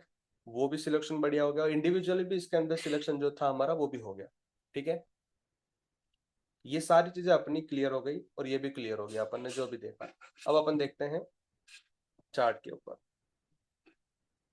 ठीक है। पहली चीज तो ये, पहली चीज ध्यान देना जो मैं बोल रहा हूँ बुलेट पॉइंट से लिखना अपने नोट्स के अंदर, और अभी सभी जितने भी बातें बोल रहा हूँ सभी अच्छे से लिखा करो। इन्वेस्टमेंट की बात है, मजाक नहीं चल रहा है, ठीक है। बहुत अपना सेविंग किया हुआ पैसा रहता है ना, बहुत सारे के एफडी का पैसा होता है, कुछ भी हो बहुत बड़ा अमाउंट होता है इन्वेस्टमेंट का, छोटी छोटी ट्रेड्स नहीं होती वो। और इन्वेस्टमेंट में हम स्टॉप लॉस नहीं लेते हैं, उसको होल्ड करके ही रखना पड़ता है, चाहे मार्केट कुछ भी हो, तो हम अच्छी जगह अच्छे स्टॉक्स में डालें, ठीक है। अच्छा मार्केट कैप हो 1,000, मिनिमम 1,000 करोड़ से ऊपर की कंपनी एग्जिस्ट करती हो हमारे आसपास, पीएनबी है, एलआईसी है, बंधन बैंक है, इक्विटास है, या जियो फिन है ना, एडलविस हो गया, कुछ भी हो, ये सारी की सारी हमारी एग्जिस्ट करती है कंपनी। क्रम्पटन एग्जिस्ट करता है, बिरला ऑफ एग्जिस्ट करती है, सभी बहुत अच्छी गुड कंपनी है, गुड सेक्टर के अंदर से ली गई है, वो तो चीज सही है। किसी भी स्टॉक्स में 40-40 करना है अपन को, ठीक है। तो फर्स्ट एंट्री पॉइंट जब भी डालो ना तो डायरेक्ट रैंडम मत डाला करो कि आपको लग रहा है कि यहीं से चले जाएगा। हमेशा कभी भी इन्वेस्टमेंट स्टार्ट करना हो, बुलेट पॉइंट्स लिखना, कभी भी इन्वेस्टमेंट स्टार्ट करना हो तो मार्केट करेक्ट करे, minimum quarterly demand zone, monthly demand zone पे आए, तभी आप अपने स्टॉक्स में अच्छे अच्छे एंट्री पॉइंट मिले, तो वहां पे आपको फर्स्ट एंट्री करना है, ठीक है। अभी मार्केट अगर खड़ा है मान के चलिए इस तरीके से, यहाँ पे नहीं करना चाहिए किसी को भी। जिसने भी यहाँ करी बहुत अच्छा किया, वापस से मार्केट डाउन आया, इस क्वार्टरली डिमांड जोन में करा बहुत अच्छा, है ना। अभी भी कर सकते हैं अच्छा मौका, लेकिन ये स्टॉक जब ऊपर यहाँ से जब निफ्टी ऊपर चले जाए ना यहाँ तक, निफ्टी जब यहाँ तक चले जाए उल्टा हाई क्लोज, तब नहीं करना चाहिए, रुकना चाहिए, वापस रिटेस्ट करने दो मार्केट को अच्छा खासा, तभी हम फर्स्ट एंट्री करें हमारे स्टॉक्स के अंदर। ओके, चलो ठीक है, सब डिलीट करते, जस्ट आप यही थिंक करके सोचो। अब मैं यहाँ पे एक एरो का यूज कर सकता हूँ, आपने 40% यहाँ डाला, 40% यहाँ डाला और 20% यहाँ के लिए रखा, ठीक है। अब यहीं पर सारी चीज कवर हो गई, कौन कौन सी, आपका ईयरली भी आ गया, आपका हाफ ईयरली भी कवर हो गया, और आपके क्वार्टरली के 3 एग्जीक्यूशन, ठीक है। अब आप सोचिए आपने जब यहाँ पर था मार्केट, है ना, तब सब इन्वेस्टमेंट कर रहे थे, अच्छा खासा सबको और बुलिश लग रहा था। लेकिन स्मार्ट इन्वेस्टर होता है वो क्या करेगा, फर्स्ट एंट्री पॉइंट डालेगा यहाँ पे 40%, सेकेंड 40% अमाउंट यहाँ डालेगा, और थर्ड 2% यहाँ डालेगा। अब आप सोचिए ईयरली में प्राइस जब आएगा कितना करेक्ट करेगा ये मार्केट को। यहाँ से अगर यहाँ तक भी करेक्ट करता तो कितना करता है ये, सोचिए इंडेक्स, निफ्टी इंडेक्स 30% करेक्ट हो गया, 30%, यानी स्टॉक्स कम से कम 60 to 70 80% करेक्ट हो जाएंगे यहाँ से यहाँ तक में। वो यहाँ पर भी इन्वेस्टमेंट करने के लिए उसके पास पैसा है 20%, यहाँ पर भी वो खुश होकर पैसा डालेगा, यहाँ पर भी डालेगा। और क्या ऐसा हुआ है कभी भी कि निफ्टी ने मतलब कभी भी, देखिए कोविड का टाइम था, इस ईयरली डिमांड जोन में आके कितना स्पीड से रिकवरी करा, कभी भी यहाँ से देखिए कोई अच्छा मतलब प्राइस हमेशा ऐसा हुआ ही नहीं है। निफ्टी अगर यहाँ पे अपन 2000 से भी देख रहे हैं, जब मेरा बर्थ हुआ था वहां से लेकर अभी तक निफ्टी कभी भी डाउन रहा ही नहीं।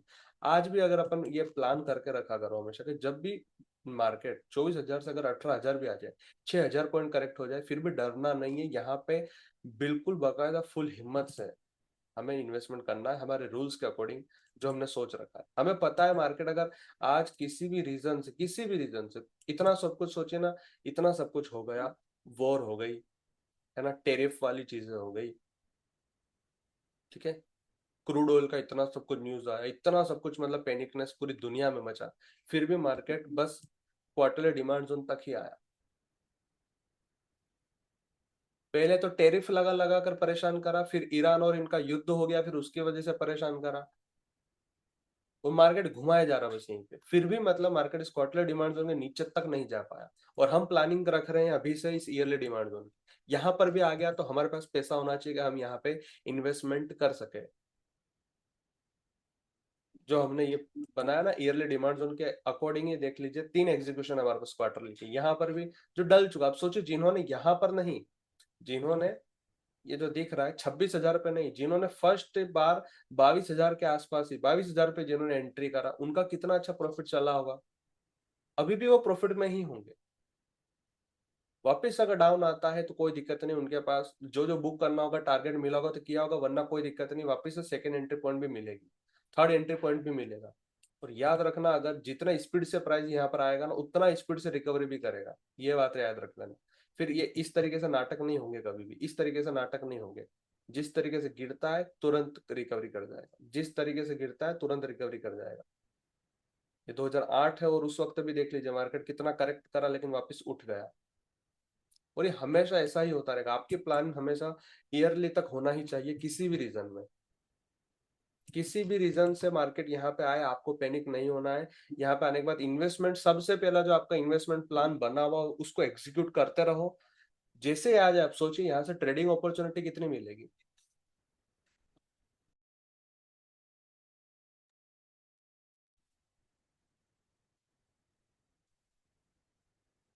ट्रेडिंग अपॉर्चुनिटी यहाँ पे आपको बहुत मिलेगी, यहाँ से यहाँ तक जाएगा ना, आपका एक एक ट्रेड आपको 1:5 1:10 तक का टारगेट देने की ताकत रखेगा। बट उसके लिए तैयारी होना चाहिए, माइंडसेट वैसा होना चाहिए। ऐसा नहीं है कि जब यहाँ आ जाएगा तब सोचेंगे, आज ये सोचना पड़ेगा कि अगर ईयरली में आया तो मैं क्या करूं, मेरा प्लान अभी से फिक्स होना चाहिए। ओके, चलो ये जस्ट निफ्टी के अकॉर्डिंग हमने बात करी कि जब भी फर्स्ट टाइम किसी क्वार्टरली में आया, या अभी भी इन्वेस्टमेंट कर सकते किसी किसी स्टॉक्स में जो आपको अच्छा फर्स्ट 40% डालने का मौका मिल रहा है तो, ठीक है। जस्ट एग्जाम्पल है निफ्टी का, कि निफ्टी यहाँ पर था तो फर्स्ट 40% डालना था, सारा पैसा नहीं डालना था मार्केट के अंदर। सोचिए अभी तो बड़े बड़े इन्वेस्टर भी ये मौका देते हैं कि नहीं अभी स्टॉक्स, निफ्टी भले थोड़ा करेक्ट करते, स्टॉक 60 60 70 80% तक भी करेक्ट हुए हैं, स्मॉल कैप माइक्रो कैप के, है ना, मिड कैप के भी 50 50 60% करेक्ट हुआ था, तो वो कहते थे कि ये बहुत अच्छा मौका है। लेकिन अभी तो क्या ज्यादा ऑल टाइम हाई के पास में ही है निफ्टी, ज्यादा दूर नहीं है। फुल कॉन्फिडेंस से इन्वेस्टमेंट तो यहाँ पे भी करना चाहिए। और हम तो क्या कर रहे हैं, यहाँ पे भी डाल रहे हैं, यहाँ पे भी डाल रहे हैं, यहाँ पे भी डाल रहे हैं, मार्केट को उसकी दिशा में चलने दो। जब ये मार्केट जब ये मार्केट 6,000 था, कहाँ से, 1,000 से, और ये 800 500 से लगा के फिर ये 1700 1800 हुआ, वहां से फिर गिरा 1300 आया, और वहां से जब 6,000 वन वे में गया, तो 6,000 पे सोचिए लोगों को लग रहा होगा ना कि यहाँ अब और कितना बढ़ेगा, कोई बात नहीं, गिरा 6,000 से वापस कहाँ आ गया, 2,000, लगभग लगभग 70 to 80% करेक्शन हुआ, वापस मार्केट खड़ा हुआ, 12,000 तक आया, 12,000 से वापस कहाँ गिरा, 7,000, 7,000 से वापस कहाँ चलेगा, 26,000, और 26,000 से कोई बड़ी बात नहीं, 18,000 आ जाए इतना तो, अब इतनी तो कॉमन सेंस रखना चाहिए ना। अब आ जाएगा तो कोई दिक्कत नहीं। वापस से सोचिए, जब ये गिरा तो कितनी स्पीड से उठा, ये गिरा तो कितनी स्पीड से उठा, वापस से किसी भी रीजन से यहाँ गिरेगा तो बहुत शार्प रिकवरी आएगी मार्केट में। उससे डरना नहीं चाहिए कभी भी। हमें हमेशा हमारा प्लान फिक्स रखना चाहिए, कुछ भी हो जाए मार्केट में हमारा दिमाग खराब नहीं होना चाहिए। हमारा जो प्लान है सो है, हम उसको ऐसे ही एग्जीक्यूट करेंगे। ठीक है, चलिए ये निफ्टी की बात हो गई। अब एडलविस तो हमने देख लिया था। अब हम एक बार वापस से यूनियन बैंक देख लेते हैं, ठीक है, क्योंकि वो हमारा इन्वेस्टमेंट स्टॉक सिलेक्ट किया है हमने उसको अभी। ठीक है, देखिए पहले तो मैं ईयरली से स्टार्ट करूं फटाफट से, सीधा मैं कुछ नहीं करूंगा। एरो मार्क लूंगा और ये जो एरो है ये वाला लेफ्ट एरो, इसको सिलेक्ट करेंगे और सीधा वहां पे पुट करेंगे, ताकि अपने को समझ में आ जाएगा ये 40-40-20 के अकॉर्डिंग है अपना। ठीक है, एक बार सब डिलीट कर दूं, कोई दिक्कत नहीं। ईयरली पर देख लीजिए, ईयरली पे क्या डिमांड जोन है, एक बॉटम पर है, कोई दिक्कत नहीं, इसको सीधा इस तरीके से अपन ने डाल दिया। ठीक है, हाफ ईयरली पर कहाँ है, हाफ ईयरली पर मेरे पास बहुत अच्छा है कि ये पॉइंट भी मिल रहा है, बहुत बढ़िया। क्वार्टरली के अकॉर्डिंग, क्वार्टरली अकॉर्डिंग यहीं पे और यहाँ पर भी था। अब सोचिए, जिसने यहाँ पर प्राइस चल रहा था है ना, और जिसने सोच लिया कि मैं फर्स्ट 40% यहाँ पर डालूंगा, कहाँ पर, 120 पर। ठीक है, उसने क्या सोचा कि मैं फर्स्ट 40% यहाँ पे डालूंगा, कहाँ पे, तो कैसे हो गया उसका, अभी तो प्राइस ऊपर चल रहा है, लेकिन जिसने यहाँ डाला होगा तो फर्स्ट 40% यहाँ डाला, सेकंड 40% यहाँ डाला, और थर्ड 20% यहाँ डाला। अब उसकी प्लानिंग इसी दिन से यहाँ तक थी कि यहाँ पे यहाँ पे यहाँ पे आएगा तो मैं डालूंगा। अब उसका प्राइस यहाँ से यहाँ तक ऑलरेडी कितना प्रॉफिट दे रहा है उसको, 70% तो यहीं से टारगेट दे दिया। और अभी इसके टारगेट कहाँ तक खुले हुए, यहाँ तक तो मिनिमम खुले हुए इसके टारगेट, 350 रुपए तक। तो जब यहाँ पर बाय कर रहा है तब भी उसका टारगेट ये है, पर किसी भी रीजन से मार्केट यहाँ पर आएगा तब भी टारगेट यही रहेगा, और यहाँ पर आएगा तब भी टारगेट तो यही रहेगा। ठीक है, अभी कोई पूछ रहा था ना यहाँ पे सप्लाई जोन बन जाएंगे, तो कोई बात नहीं, यहाँ से यहाँ पे जाएगा, प्रॉफिट बुक करेगा थोड़ा बहुत, लेकिन यहाँ पे जो भी सप्लाई जोन बनेंगे वो कितना रोकेंगे, क्योंकि उनका कुछ अचीवमेंट थोड़ी ना, अचीवमेंट थोड़ी ना होगा उनका, वो तो बस एंट्री देने के लिए आए हैं अच्छे स्टॉक्स। ठीक है, तो इस अकॉर्डिंग प्लान किया जा सकता था, बट अभी अभी के सिनेरियो में देखा जाए कि ये तो चलो जिस वक्त यहाँ पर था तब ये बात थी, आज के सिनेरियो में क्या किया जाए। आज के सिनेरियो में ये देख लीजिए कि हमारा ईयरली तो है बॉटम पे, हाफ ईयरली भी बहुत अच्छा है, क्वार्टरली देखते हैं, क्वार्टरली पे कोई डिमांड जो नहीं, क्या नहीं है, जो था ये भी टेस्टेड हो चुका था। वापिस से सोचिए ना, वापिस से अगर कोई यहाँ पर भी प्राइस चले गया तो यहाँ पर बाय करने की जरूरत नहीं है, वापिस से वेट करो कि मैं कम से कम क्वार्टरली डिमांड जोन का वेट करता हूँ, फर्स्ट एंट्री पॉइंट यहाँ हो जाती, सेकंड यहाँ हो जाती, थर्ड यहाँ हो जाती वापिस से। अभी मंथली पर देख लेते हैं। ठीक है, अगर किसी के पास ये स्टॉक नहीं है, कुछ नहीं करना, फर्स्ट एंट्री पॉइंट यहाँ डाल दो 155 पे,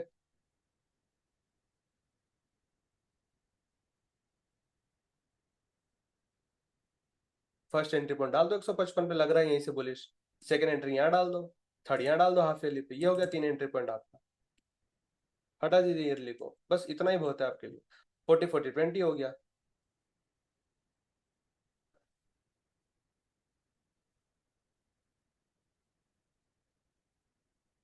आया समझ में। और देखते हैं अपन, और कौन सा था स्टॉक,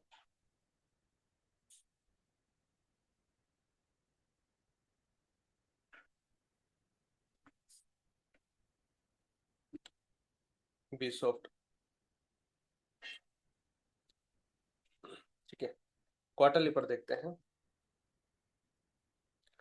मंथली पर। ठीक है, अभी यहाँ से देखिए, जब स्टॉक यहाँ पर चल रहा था अच्छा खासा, ठीक है, जब यहाँ पर चल रहा था तो यहाँ पर बाय करने की जरूरत नहीं, ये बहुत अच्छा पॉइंट दिख रहा है। तो उस दिन से क्लियर होना चाहिए था कि आईटी सेक्टर जब भी डाउन आएगा तो एक फर्स्ट एंट्री यहाँ हो जाएगी, सेकंड एंट्री यहाँ हो जाएगी, ये जो क्वार्टरली का दिख रहा है यहाँ पर। ठीक है, अभी मंथली पर ही डाल देते हैं यहाँ पर, और एक उसका ईयरली में, इधर हाफ ईयरली में बॉटम वाला ये डिमांड जोन भी है तो यहाँ पे भी डाल सकता है। ये हो गया काम, उसको यहाँ तक की प्लानिंग है उसके पास। ठीक है, तो हमारे पास कहाँ कहाँ हो गया, यहाँ पर भी एक डाला 40%, 40% अब यहाँ पे मौका फिर मिल चुका है, अब हमारे यहाँ तक का भी प्लान होना चाहिए कि यहाँ पर भी आया तो हम बिंदास इसमें अच्छे से मतलब करेंगे ट्रेड, कोई दिक्कत वाली बात नहीं।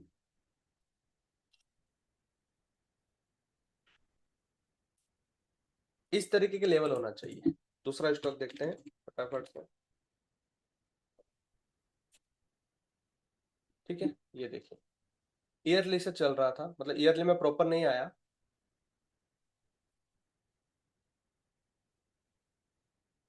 ईयरली में प्रॉपर नहीं आया, बट चल रहा था यहीं से। हाफ ईयरली का डिमांड जोन पहले आ गया था, एक अपना हाफ ईयरली का यहाँ पर है, हाफ ईयरली से चल रहा अच्छा खासा, बहुत बढ़िया। ऑल टाइम हाई पे कुछ भी सप्लाई जोन नहीं है, ठीक है। मंथली पर देखते हैं, ठीक है। मंथली पर देखिए आप, एक तो अपना ये वो मंथली डिमांड जोन का बॉटम एरिया है जिसने ऑल टाइम हाई क्लोजिंग दी है, बहुत अच्छा एंट्री पॉइंट है। देखिए यहाँ पर भी हम नहीं डाल रहे, कम से कम भी ये स्टॉक अपने को कहाँ चाहिए, कम से कम भी कहाँ चाहिए ये स्टॉक अपने को, इस मंथली डिमांड जोन में आए तो कम से कम अपन फर्स्ट एंट्री पॉइंट रखेंगे, सेकंड आप यहाँ पे रख लीजिए और थर्ड यहाँ पे रखिए। ये कौन कौन से एरिया है, एक तो ये बॉटम का हाफ ईयरली है, ठीक है। क्वार्टरली का एक ये वाला लेवल है जो ईयरली से भी कोइंसाइड कर रहा है, ये वाला, लेकिन ईयरली टेस्ट ही नहीं कर रहा था प्राइस, बिना ईयरली को टच करे जा रहा है। हाफ ईयरली का भी ये वो ऊपर से तो जा रहा है टच करके, लेकिन नीचे जहां से वीक बनी थी वो एरिया क्वार्टरली का ही आ रहा है, तो यहाँ पर। और हाफ ईयरली का एक ये एरिया, ठीक है। तो क्वार्टरली पर भी अपन डाल सकते हैं कि ये रहा अपना एक क्वार्टरली ईयरली वाला एरिया, ये कि बॉटम जो अपना हाफ ईयरली का था ये वाला एरिया, और मंथली के अकॉर्डिंग भी अपना एक ये एरिया हो गया, बढ़िया, ठीक है। तो ये अपना 40-40-20 के अकॉर्डिंग हो जाएगा। अगर मान लीजिए 40,000 यहाँ डालना है, 40,000 यहाँ डालना है और 20,000 यहाँ डालना है, अब ये स्टॉक चलता रहेगा। अभी जब इतना अच्छा रैली यहाँ से यहाँ तक आ गया तो डायरेक्ट यहाँ कहाँ बाय नहीं करने का, कम से कम भी इस मंथली डिमांड का वेट करो। ये जस्ट एक फास्ट टीडीए कर दिया मैंने कि ईयरली का डिमांड जोन था जहां से नहीं चला, बट हाफ ईयरली से चल रहा है, supply zone test half yearly के सप्लाई जोन से आ रहा था, हाफ ईयरली का ही डिमांड जोन था, तो चल रहा है प्राइस अभी। क्वार्टरली के भी अकॉर्डिंग भी अगर आप देखो कि आप सिर्फ क्वार्टरली पर करना चाहते हो तो किसी को यहाँ पर नहीं करना, तो आप यहाँ पर कीजिए। क्वार्टरली के 3 एग्जीक्यूशन आपको मिल जाएंगे, एक बॉटम वाला, एक ये यहाँ पर 40-40-20 कर लो। कोई चाहता है कि नहीं मुझे कम से कम ये मंथली डिमांड जोन सही लग रहा है एंट्री पॉइंट फर्स्ट के लिए, यहाँ पर डाल दो, सेकंड या थर्ड यहाँ, सिंपल।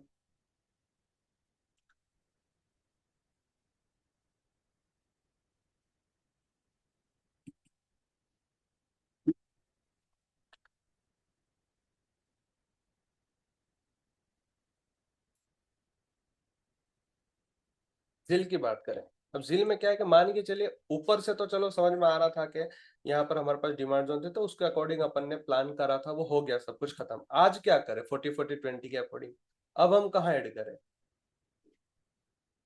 एक तो ये बॉटम का लाइन मार्क कर लो आप, ये वाला 57, ये 57 क्यों मार्क करा, क्योंकि ये इसी क्वार्टरली के अंदर एकदम बॉटम वाला एरिया है ये वाला, ठीक है, इसलिए मैंने 57 एक ये मार्क कर दिया।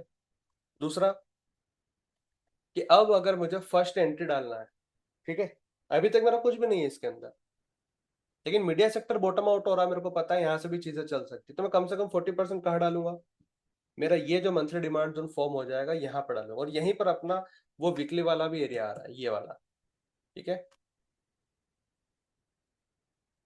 तो आप यहाँ पर डाल सकते हैं फर्स्ट 40%, यहाँ पे डाल दीजिए फर्स्ट 40%, और इसके लिए भी रेडी रहिए कि जब अगर ये और ज्यादा नया लो बना देता है तो भी कोई दिक्कत नहीं, वापस से मैं 40% डालने को रेडी हो जाऊंगा, ठीक है। रही बात कि अब इसके अंदर 20% तो नहीं आ रहा, 20% वाला कोई सा लेवल नहीं दिख रहा मेरे को मंथली का, चलो मुझे ये दिख गया, ठीक है, और सेकंड मंथली यहाँ दिख गया मुझे, अब उसके नीचे तो कुछ भी अच्छा नहीं है, तो क्या करें।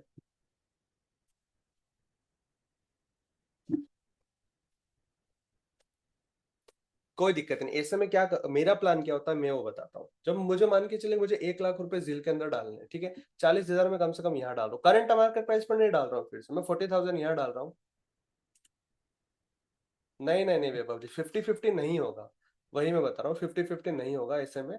हम 40-40-20 करेंगे, इसको कोई भी चेंज ना करे, ठीक है। 40% यहाँ डालूंगा, 40% यहाँ डालूंगा, ठीक है।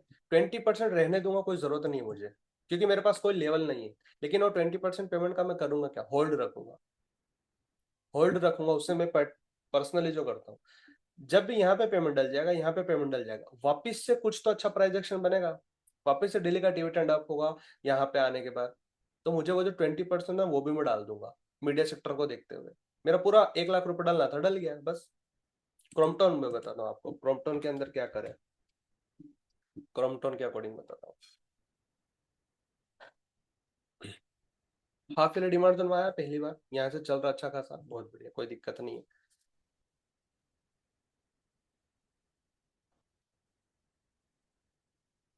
अभी अभी क्या हो रहा है, अभी अपन ने जो डाला, ओके, पेमेंट वो कहाँ डाला था, बताइए। अभी जो पेमेंट डाला था फर्स्ट कहाँ डाला था, अगर आपने क्लास में आगे देखा होगा तो आपने यहाँ पे डाला, ठीक है। आपने 40% यहाँ डाल दिया। क्या इसके नीचे कोई और जोन था? यस, एक ये भी दिख रहा है,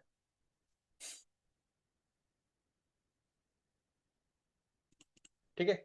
155 पर भी दिख रहा है, एक अपना ये हाफ ईयरली वाला लेवल था, ये रहा, जिसके अंदर प्राइस आगे चला।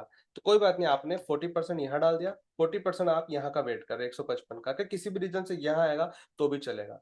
अच्छा एक बात बताइए अब आप, कि क्या क्रम्पटन ऐसा स्टॉक है कि जो ऑल टाइम लो लगा दे फिर भी ऊपर आ जाएगा? इस वजह से मैंने यहाँ पे जो बात कही थी ना, वो अब यहाँ पे आपको समझ में आएगी, कि मार्केट कैप थोड़ा अच्छा हो, एग्जिस्ट करता हो और गुड सेक्टर हो। वो क्या वर्क करता है आपको, क्रम्पटन, क्रम्पटन ऐसा नहीं कि किसी एक सिटी के अंदर है या किसी एक स्टेट के अंदर, ये पूरे इंडिया के अंदर है। इसके कितने प्रोडक्ट्स हैं जो अपनी आंखों के सामने दिन भर दिखते हैं। जब फैन ऑन करो, जब एसी ऑन करो, आपको क्रम्पटन ही क्रम्पटन दिखेगा। इसका बिजनेस इतना खराब नहीं है कि ये गिर जाएगा तो उठेगा नहीं। कितने स्टॉक्स ऐसे थे जो कोविड के टाइम पे ऑल टाइम लो लगाया है, लेकिन वहां के बाद बहुत स्पीड में ऑल टाइम हाई भी लगाए हैं। तो क्रम्पटन ऐसा स्टॉक नहीं है कि वो एक बार अगर ऑल टाइम लो चले गया तो वो ऑल टाइम लो ही रह जाएगा, नहीं। उसका बिजनेस बहुत अच्छा है, एग्जिस्ट करता है, मार्केट के बढ़िया है। तो आपने 40% यहाँ पे डाला है जो कंफर्मेशन वीकली डिमांड जोन पर, आपने सेकंड पॉइंट यहाँ डाल दिया, कोई बात नहीं। अब यहाँ से वापस से अगर यहाँ पे कुछ अच्छा प्राइस एक्शन बनेगा, जब जब भी एक मंथली का फॉलोअप बनेगा वापस से, अब वहां पे 20% डाल सकते, तो उसको होल्ड कीजिए बस। टारगेट आपको पता है कि इसके अंदर कम से कम भी टारगेट कहाँ तक जाएंगे, ऑल टाइम हाई के पहले कुछ दिख नहीं रहा है, अच्छा, अब कहाँ बुक करेंगे?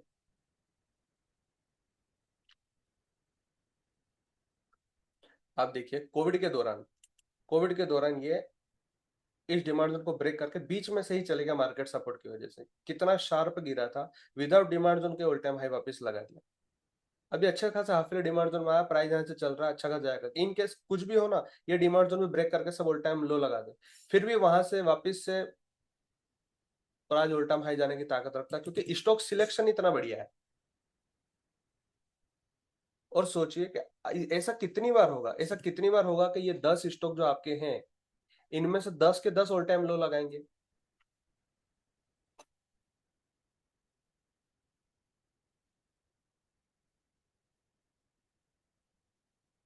ऐसा हो नहीं सकता ना कि सभी के सब ऑल टाइम लो लगा दे। कोई ईयरली को हिट करेगा, कोई क्वार्टरली को हिट करेगा, कोई हाफ ईयरली को हिट करेगा, और 40-40-20 के अकॉर्डिंग डल जाएगा। किसी स्टॉक में हमारे पास अगर मान के चले कि 40-40 ही डालने का लेवल है, 20 नहीं है, तो मैंने क्या बताया, उसके अंदर आप फॉलोअप बनने दीजिए, अच्छा बन जाए तो वहां पे डाल दीजिए आप, प्राइस एक्शन सही होने के बाद में। जैसे टीसीएस है, टीसीएस के अंदर क्या हो रहा है, किसी को लग रहा है कि ये सर बहुत अच्छा ईयरली में आया है, डाल दीजिए 40%।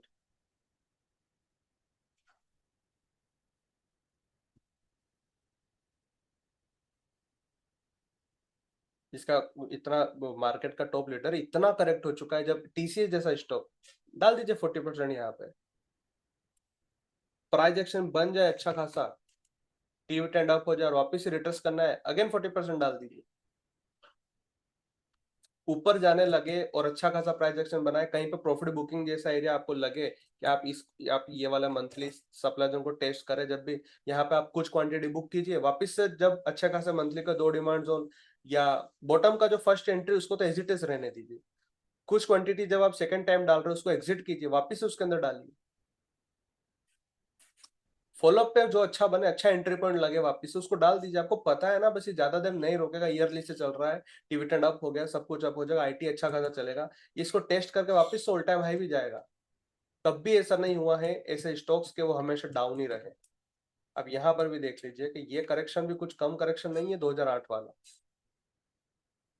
ये हल्का फुल्का रोक लिया होगा, सो रोक लिया होगा, वापस से प्राइस चले जाता है अच्छा। जिसका बिजनेस अच्छा होता है, जिसका मार्केट कैप अच्छा होता है, जो एग्जिस्ट करती है कंपनियां, वो अच्छी ही चलती है।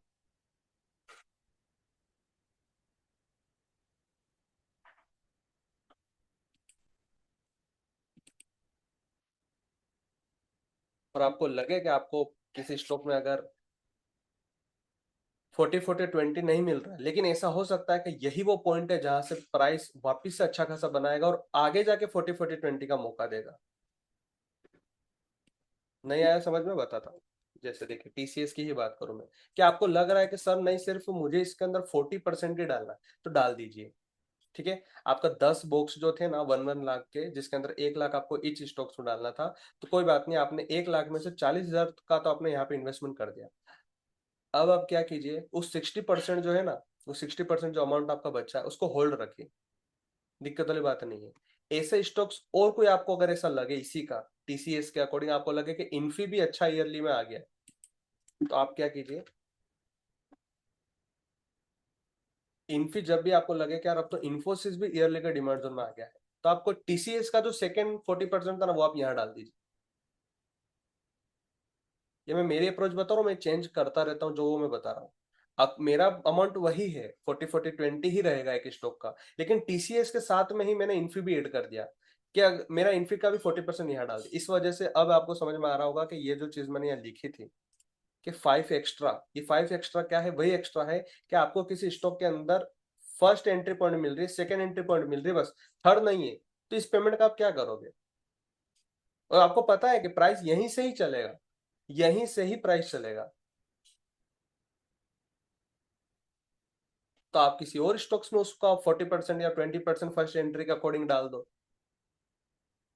आप 40-40-20 को तो छोड़ ही नहीं रहे, बस 10 स्टॉक्स की जगह कोई 11वां स्टॉक लग जाएगा। जैसे टीसीएस में मान के चलिए यहाँ पे मैंने 40% डाल दिया, तो 11वां स्टॉक्स इन्फोसिस लगा दिया मैंने, जिसके अंदर अगेन 40% डाल दिया, लेकिन वो 40% है किसका, टीसीएस का ही पार्ट है, अलग से नहीं डाला मैंने कहीं भी, और कोई गंदे स्टॉक्स में नहीं डाला, इन्फोसिस जैसी कंपनी में डाला। जिल आपका थर्ड स्टॉक है जिल, जिल के अंदर आपको 40-40 दिख रहा है, एक 40 है दूसरा भी 40 दिख रहा है, आपका पास 20% नहीं, कोई 12वां स्टॉक ले लीजिए, कोई 12वां स्टॉक ऐसा होगा, है ना, सारेगामा हो गया या फिर सन टीवी होगा, जिसके अंदर आपको first entry point yearly demand zone के अंदर ही मिल रही है, जो लोगों की थर्ड एंट्री थी, लेकिन आज आपको वो ईयरली डिमांड जोन में प्राइस जाके चल रहा है, तो आप वहां पे डाल दीजिए 20%। सन टीवी के अंदर, सारेगामा के अंदर इतना अच्छा ईयरली हाफ में प्राइस आया हुआ है, वहां पे डाल दीजिए आप 20%, लेकिन डाल किसका रहे, आप जिल का ही डाल रहे हैं। इस वजह से मैंने यहाँ पे लिखा है कि 5 एक्स्ट्रा रखिए स्टॉक्स, ताकि कभी भी आपको इन स्टॉक्स के अंदर से 40 ही दिखे, 40-40-20 ना मिले, लेकिन आपको पता है कि स्टॉक्स चलेगा बहुत अच्छा, यहाँ से ईयरली में आ चुका है, अच्छा खासा करेक्ट हो चुका है। अब जरूरी तो नहीं है ना कि आप हमेशा इसी जगह अवेलेबल रहोगे, जरूरी तो ना आप हमेशा यहाँ पर ही अवेलेबल रहोगे, कि आपने इस अकॉर्डिंग सोचा था कि जब भी इन्फी 40% यहाँ, 40% यहाँ और 20% यहाँ, इस अकॉर्डिंग डालोगे। तो जिसने यहाँ पे इन्वेस्टमेंट करा था, यहाँ पे इन्वेस्टमेंट करा, यहाँ पे इन्वेस्टमेंट करा, उसका तो ठीक है चल जाएगा, उसके तो अकॉर्डिंग तो सारा प्राइस उसका डला हुआ, लेकिन आपको किसी इंसान ने जो फर्स्ट टाइम, मतलब जिस किसी इंसान ने फर्स्ट टाइम यहाँ इन्वेस्टमेंट करा, और कोई दूसरा पर्सन है जो फर्स्ट टाइम यहाँ इन्वेस्टमेंट कर रहा है, तो उसको सोचिए इस बंदे का 30%, 20 थर्ड एंट्री पॉइंट पे 20% लेवल पर आपको फर्स्ट एंट्री मिल रहा है, तो आपके लिए तो बेस्ट है ना कि आप किसी और स्टॉक का यहाँ पे आप 40% डाल दो। इस वजह से ही मैंने यहाँ पर ये लिख रखा है 5 एक्स्ट्रा, और हमारे पास तो 5 एक्स्ट्रा नहीं, 18-20-25 स्टॉक्स मिल जाएंगे बेस्ट क्वालिटी के। एडलबीस के अंदर 40-40-20 है, बहुत बढ़िया। यूनियन बैंक में 40-40-20 है, बहुत बढ़िया। बैंक इंडिया में 40-40-20 मिल जाएगा, बहुत अच्छा। बीसॉफ्ट में मान के चलिए आज अगर आपका सेकंड एंट्री पॉइंट, जिसने फर्स्ट एंट्री पॉइंट ऊपर डाला था, जिसका सेकंड पॉइंट अब मिल रहा है बीसॉफ्ट के अंदर, तो हो सकता है आपका वो फर्स्ट एंट्री पॉइंट हो, तो आप 40% यहाँ डाल सकते हैं, 40% ओरिजिन वाला जो ईयरली डिमांड है वहां डाल सकते हैं, लेकिन 20% का क्या करोगे। तो हो सकता है उस 10 में से ये जो 5 और 8 एक्स्ट्रा स्टॉक्स है, आप 11वां स्टॉक्स के अंदर वो 20% का अमाउंट डाल सकते हैं, आपका तो ऑप्शन ही नहीं है वहां डालने का कुछ, ब्लॉक है आपका पहले से, अमाउंट ब्लॉक है कि बीसॉफ्ट के अंदर आप 40% डाल सकते हैं, 20% कभी डलेगा ही नहीं उसके अंदर, बहुत लंबा समय लग जाएगा, तो पैसे को वेस्ट मत कीजिए, उसको भी सही टाइम के अकॉर्डिंग यूज कीजिए, और 11वां स्टॉक या 12वां स्टॉक, 13वां स्टॉक जो आपको अच्छा लगे, और स्टॉक्स भी ऐसा नहीं कि कहीं पे भी डाल दिया, ये 5 और 8 एक्स्ट्रा स्टॉक्स ऐसे होना चाहिए जो टीसीएस जैसा है, इन्फी जैसा अगर आपको मिले डाउन, है ना, जील जैसा आपको मिले बॉटम पर, उस स्टॉक्स के अंदर डालना है। मार्केट करेक्ट की यही अच्छी बात होती है कि जो डाउन मार्केट में आता है ना, मार्केट के अंदर उसको वो एंट्री पॉइंट पे इन्वेस्टमेंट करने का मौका मिलता है जो लोगों का थर्ड एंट्री पॉइंट या लोगों का सेकेंड एंट्री पॉइंट होता है।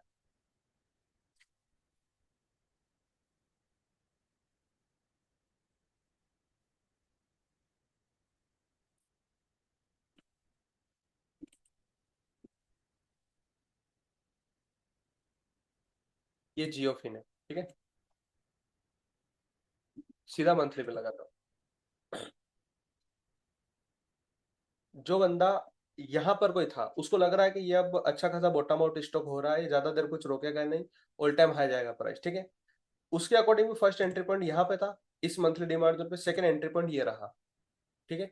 अब आप अभी खड़े हैं यहाँ पर, आप अभी यहाँ पर आए हैं मार्केट के अंदर, और आपको अब पता चला है कि अपन 40-40-20 के अकॉर्डिंग इस तरीके से एंट्री कर सकते हैं। तो ये आपका मान के चले जियोफिन आपका टॉप 10 स्टॉक के अंदर नहीं है इन्वेस्टमेंट वाला, ये आपका कोई 13 नंबर या 14 या 15 नंबर या 11 नंबर का कोई स्टॉक है। और आपका वो 10 स्टॉक ऐसे थे जिसके अंदर आपका एक ब्लॉक ऐसा है जो जिसके अंदर आपका 20% फ्री पड़ा है, वो कभी भी उसके अंदर डलेगा ही नहीं क्योंकि लेवल ही नहीं है वहां पे। आप उसका 20% यहाँ डाल सकते हैं। कोई स्टॉक ऐसा है जहां पे सिर्फ 40% ही डालने का मौका मिल रहा है अकॉर्डिंग टू टीसीएस, टीसीएस के अंदर आप 40% ही डाल सकते हैं। तो आप उसका सेकेंड एंट्री पॉइंट हमेशा बंद ही रहेगा टीसीएस का, वहां पे नहीं है मान के चलिए, तो आप यहाँ पे उसका 40% डाल सकते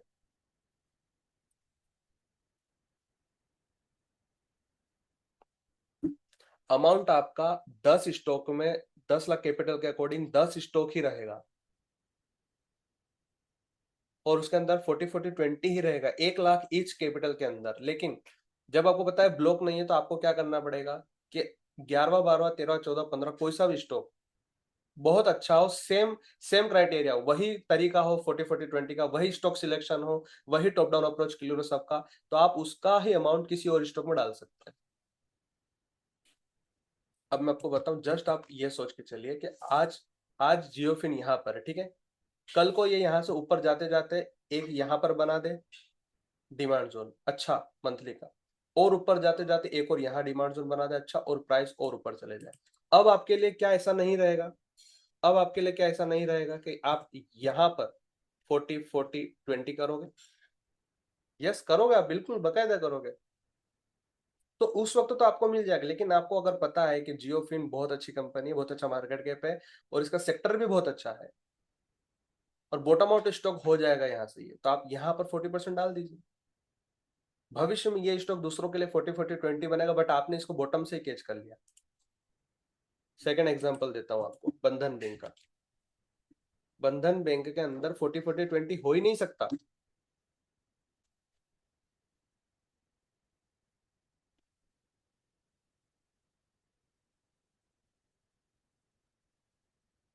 ठीक है, मान के चलिए यहाँ कहाँ अपन ने ये स्टॉक दिया था, ठीक है, 150 के आसपास, ट्रेडिंग विद्यालय के ऊपर अपन ने 150 के आसपास ये स्टॉक रिकमेंड किया था, वहां से अच्छा खासा चल रहा है, ठीक है।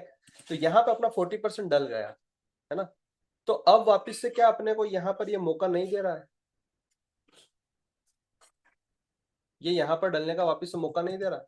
यहाँ पे भी डाल सकता है, यहाँ पे भी डाल सकता है, चलो ठीक है, ऊपर वाला कोई ना डाले पैसा वापस से, यहाँ पे तो डाल सकता है। जिस बंदे ने यहाँ पे बाय करा 40%, उसका तो अच्छा खासा प्रॉफिट चल रहा है। लेकिन अब अगर किसी को डालना हो तो 40% यहाँ डाल दीजिए और होल्ड कर जाइए उसको। लेकिन जिन्होंने यहाँ डाला उसको वापस से मौका मिल रहा है यहाँ पे डालने का, अगर यहाँ पे आएगा उसको ऑलरेडी यहाँ से उसको कॉन्फिडेंस है कि ये स्टॉक अब मंथली डिविडेंड अप करेगा और ये बॉटम आउट हो जाएगा और ऊपर बहुत लंबा चलेगा, तो वो उसके लिए सेकंड एंट्री पॉइंट वापस से यहाँ पे बन जाएगा। रनिंग प्रॉफिट के अंदर ही वापस से कॉस्ट टू कॉस्ट आ गया प्राइस, उसको पता है यहाँ से फिर चलेगा, तो डाल सकता है यहाँ पे पेमेंट को। और ऐसा भी नहीं तो सिर्फ मंथली के अकॉर्डिंग मैं बात करूँ तो ये स्टॉक जब भी भविष्य में जाएगा ऊपर, तो ये डिमांड जोन बनाते बनाते ही ऊपर जाएगा, और वहां पर फिर 40-40-20 के अकॉर्डिंग लोग बाय करेंगे, और हम क्या करेंगे, हम अभी से बाय करके बैठे। तो ऐसे स्टॉक्स भी आपको समझ में आने चाहिए कि जो बॉटम से भी चल रहे हैं, जिनका ट्रेंड अच्छा हो चुका है, तो उसमें भी आप डाल सकते हैं। मान के चले बंधन बैंक के अंदर आपका कितना रुपीस लगा हुआ था, 1 लाख, उसमें से आपने 40,000 ही डाले यहाँ पर। अब इसके 40,000 आपको दूसरा स्टॉक ढूंढना है जो इसी की तरह से हो। मान के चलिए आपने अगर आपके पास अभी इस तरीके का कोई एक स्टॉक होता, एबी कैपिटल जैसा, जो बंधन बैंक का आपका 40% वहां डल गया, उसी बंधन बैंक का सेकेंड एंट्री पॉइंट जब वहां पर है ही नहीं, तो आप उसका सेकेंड एंट्री पॉइंट वाला जो 40% अमाउंट है वो आप एबी कैपिटल में यहाँ पे डाल दीजिए।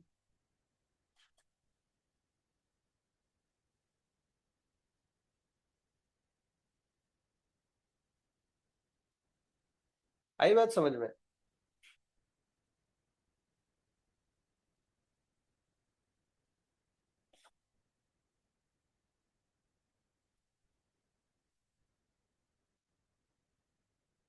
इसको किसी में कुछ डाउट?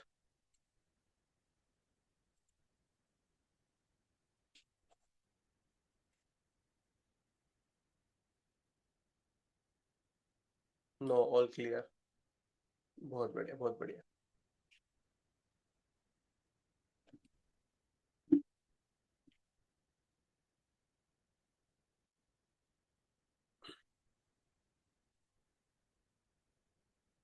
ठीक है, इसको अपन क्वार्टरली के अकॉर्डिंग देखते हैं।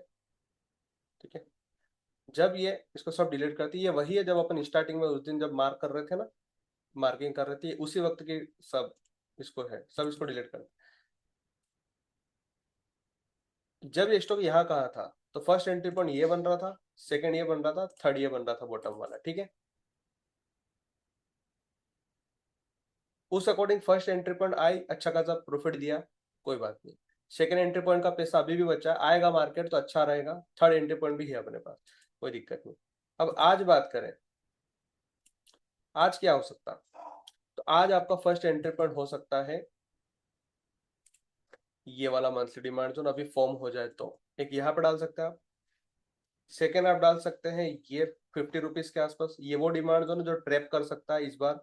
टीवी ट्रैप भी अपन जब कल पढ़ेंगे तब आएगा समझ में अच्छे से कि ये एक बार चल गया, दो बार चल गया और तीसरी बार भी आगे चल गया। तीसरी बार में अब यहाँ पर वापस डाउन आएगा तो ये इसको ट्रैप करके चलेगा।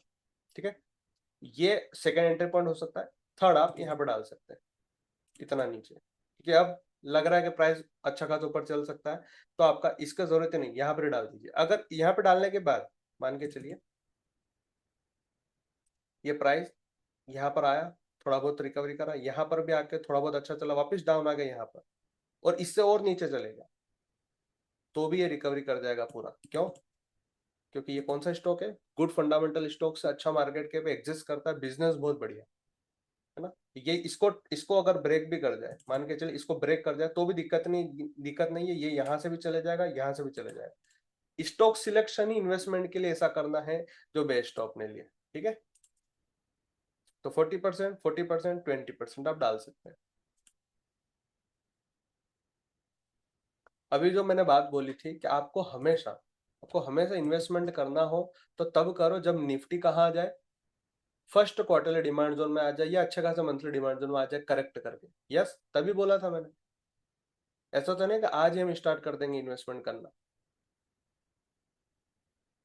तो उस अकॉर्डिंग आप सोचिए कि जब मार्केट करेक्ट करा तो ये आईडीएफसी बैंक आपको यहाँ नहीं यहाँ मिल रहा था, जिसने यहाँ इन्वेस्टमेंट करा उसका तो अच्छा खासा प्रॉफिट चल रहा है। सेकंड एंट्री पॉइंट या थर्ड एंट्री पॉइंट वो आज भी वेट कर रहा है। डिपेंड करता है आप मार्केट में किस वक्त आ रहे हैं, आपने इन्वेस्टमेंट कहाँ से शुरू करा। इस वजह से मैं बोल रहा था कि बुल रन में कभी भी इन्वेस्टमेंट मत कीजिए। मार्केट अच्छा खासा क्वार्टरली डिमांड जोन में आए, निफ्टी की बात कर रहा हूँ, तभी आप ऐसे स्टॉक सिलेक्ट करो, 10-15 स्टॉक्स ऐसे अच्छे अच्छे निकालो, और 10 स्टॉक्स में एग्जाम्पल के लिए जब अपन ने 10 लाख कैपिटल लिया तो उस 10 स्टॉक में 1-1 लाख डिवाइड कर दो और उसके अंदर 40-40-20 के एरिया मार्क कर दो। कुछ भी नहीं करना, सिंपल सी प्रोसेस। 40-40-20 मार्क कर दिया, लिख दो चार्ट के ऊपर ही कि इतनी क्वांटिटी यहाँ बाय करनी है, इतनी क्वांटिटी यहाँ बाय करनी है, और थर्ड एंट्री पॉइंट पे यहाँ बाय करनी है। किसी स्टॉक में 40-40 है, 20 नहीं है, तो उस 20 को लिख दो कि 20 अलाव ही नहीं है यहाँ पे डालने के लिए, तो वो 20 11वें नंबर के स्टॉक में डाल दो या 12वें नंबर के स्टॉक में डाल दो। तो इसी स्टॉक के अंदर ईयरली डिमांड जोन में आगे स्टॉक बहुत अच्छा है, सेक्टर का भी सपोर्ट है, बॉटम बॉटम से चल सकता है स्टॉक, तो उसका 40% डाल दो, लेकिन उसका सेकंड 40 और थर्ड 20% उस स्टॉक में डल ही नहीं सकता, तो वो किसी 13वें नंबर के स्टॉक में डाल दो या 14 नंबर के स्टॉक में डाल दो। मान के चलिए जील, जील आपका वो स्टॉक है जो बॉटम आउट हो रहा है। ठीक है, आपने फर्स्ट एंट्री पॉइंट यहाँ डाल दी। ठीक है, छोड़िए इसको भी, ये मंथली भी छोड़ दीजिए, आप तो ये वाला जो है ना मंथली जो मार्क कर रखा है अपन ने यहाँ पर, इसको भी हटा दीजिए। आप तो सिंपल से मंथली डिमांड जोन जो कि अभी क्वार्टरली की क्लोजिंग हो जाती है, तो काइंड ऑफ क्वार्टरली भी डिमांड जोन बन जाएगा, मंथली भी बन जाएगा, और वीकली भी बन जाएगा आपका। इस स्टॉक का आपको पता है कि ये मंथली डिविडेंड अप कर देगा और बॉटम आउट चल रहा है, डेली का डिविडेंड अप, क्लोजिंग मिल जाएगी, बहुत अच्छा लॉन्ग टर्म में देगा अपने को पैसा ही। इस स्टॉक को आपने यहीं पे पकड़ लिया, 40% इसका यहाँ डाल दिया। अब आप इसके अंदर second entry point, third entry point डाल ही नहीं सकते, बना ही नहीं है अभी तक। तो आप क्या कीजिए, कोई 11 नंबर का, 12 नंबर का, 13, 14, 15, कोई सा भी नंबर का एक स्टॉक उठाओ, उसके अंदर आप इसका इसी का पैसा 40% उसमें डाल दो, ताकि जील तो चले, लेकिन जील का जो सेकेंड एंट्री पॉइंट और थर्ड एंट्री पॉइंट का जो पैसा है, 40 और 20, 60% पैसा है, वो पड़ा ना रहे, वो भी यूज में आ जाए। किस में यूज आ जाए, क्वालिटी वाला ऐसा स्टॉक जो जील जैसा ही हो, वो भी बॉटम आउट हो रहा, जैसे एबी कैपिटल। एबी कैपिटल मिल रहा था उस वक्त यहाँ पे, जिस बंदे के पास कोई ऐसा स्टॉक हो कि उसका 40-20 ब्लॉक है, वो डल ही नहीं सकता, वो उसका 40% यहाँ डाल दे। ये थोड़ा सा फ्लेक्सिबल इस चीज में रहना पड़ेगा हमें, हम रूल्स के अकॉर्डिंग फिक्स नहीं हो सकते। अगर अच्छी वेल्थ बनानी है तो जो मैं बता रहा हूं उस अकॉर्डिंग सोचना ही पड़ेगा। हम एकदम मतलब होता ना, लकीर के फकीर नहीं बनना। हमने ठीक है एग्जाम्पल के लिए 10 लाख लिया पेमेंट और 1 लाख ईच में डाला, तो किसी में अगर 40-40-20 का 3 एंट्री पॉइंट एडलविस जैसे में डाल देंगे, यूनियन बैंक जैसे में डाल देंगे। लेकिन कोई स्टॉक ऐसा है हमारे पास जो बहुत अच्छा ईयरली में आ गया है, मतलब ऑलरेडी वो थर्ड एंट्री पॉइंट पर ही आ गया है ना। जैसा अभी मैंने बताया इन्फोसिस के अंदर कि इन्फोसिस अब जब आ रहा है प्राइस, तो थर्ड एंट्री पॉइंट पर हिट करेगा। तो हमारे लिए तो वहां पे जो थर्ड एंट्री पॉइंट का 20% होता है, वहीं पर हम 40% डाल रहे हैं। तो बाकी का 40-20 कहाँ डालेंगे, तो हम किसी और स्टॉक में डाल देंगे, 11वां 12वां 13वां नंबर का स्टॉक में। बहुत बढ़िया। सर एक क्वेश्चन है, जिल तो बहुत पुरानी कंपनी, बट फिर भी इतना नीचे आ गया, तो इस केस में अपना पैसा स्टक नहीं हो जाएगा?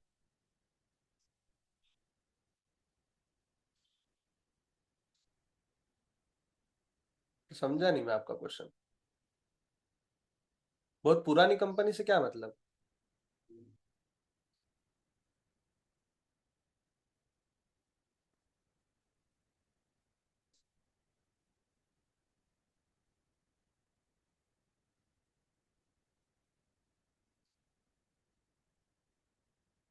बहुत पुरानी से मतलब अच्छी है?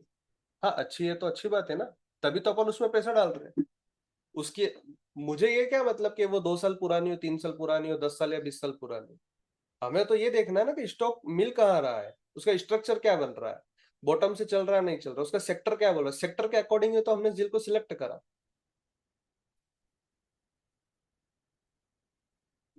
अच्छा अब मैं आपको एक एग्जांपल देता हूँ जिल की, अगर आपने बात करी तो मैं पीएनबी ही ले लेता हूँ।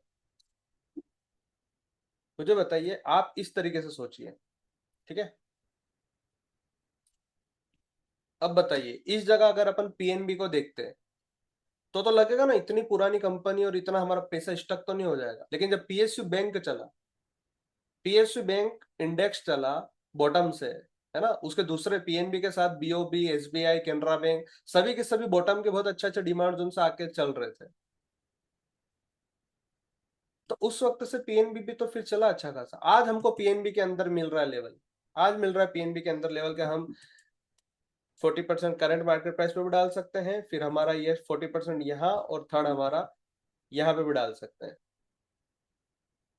ये जो क्वार्टरली हाफ ईयरली यहाँ पे आज हम 40-20 डाल रहे हैं, लेकिन जिस बंदे ने इसको यहाँ पे बाय कर रखा होगा पीएसयू बैंक के अकॉर्डिंग, है ना, यहाँ पे डिविडेंड अप हुआ होगा, यहाँ पे किसी ने बाय किया होगा, उसका पैसा थोड़ी स्टक हुआ, उसने तो अच्छा खासा रिटर्न बनाया। यही आप बैंक ऑफ बड़ौदा में देख लीजिए। बैंक ऑफ बड़ौदा भी अपने ये जो हाफ ईयरली वाला डिमांड जोन था, ये जो आपको दिख रहा है, इतना अच्छा लेवल पे आया। बीओबी, बीओबी की वेटेज कितनी है पीएसयू बैंक में, आपको पता ही है। निफ्टी में कितनी है, पीएसयू बैंक में कितनी है, फाइनेंशियल सर्विस के अंदर कितनी है, पूरा पीएसयू बैंक की, पूरा आपको ओवरऑल मार्केट जब आया था इतना अच्छा हाफ ईयरली में, आपको पता है कि ये पीएसयू बैंक को भी अब खींचेगा। साथ ही साथ एसबीआई भी आया था अच्छा डिमांड जोन में, पीओबी भी आया था, पीएनबी भी बॉटम हो चुका है, तो इनके वजह से पीएनबी का स्ट्रक्चर सही हुआ तो पीएनबी भी तो चलेगा। वैसे ही मीडिया अगर सही हो रहा है, मीडिया का जील स्टॉक इतना बॉटम आउट हो रहा है धीरे धीरे, है ना, जहाँ पे सारेगामा, सन टीवी, सभी के सभी अपने अच्छे अच्छे डिमांड जोन में आ रहे हैं, तो वो वहां से बॉटम आउट होगा। वैसे ही आज जो जो आप बीओबी को यहाँ देख रहे हो, ये कभी ऐसा भी तो था, ये भी तो कभी ऐसा था, इस तरीके से बॉटम आउट हो रहा था धीरे धीरे, यहाँ पे प्राइस एक्शन बना, है ना, इस तरीके से चल रहा था, तभी तो धीरे धीरे आज यहाँ तक पहुंच गया ये। कितने ही स्टॉक्स ऐसे हैं जो यहाँ से बॉटम होके चलते हैं। वैसे जिल भी चले जाएगा, कोई दिक्कत वाली बात नहीं सर। पीएनबी का हाई 273 अराउंड है, अगर उस टाइम से देखें तो आज भी नीचे है ना sir? Correct if I am wrong. Yes, उस अकॉर्डिंग तो नीचे है।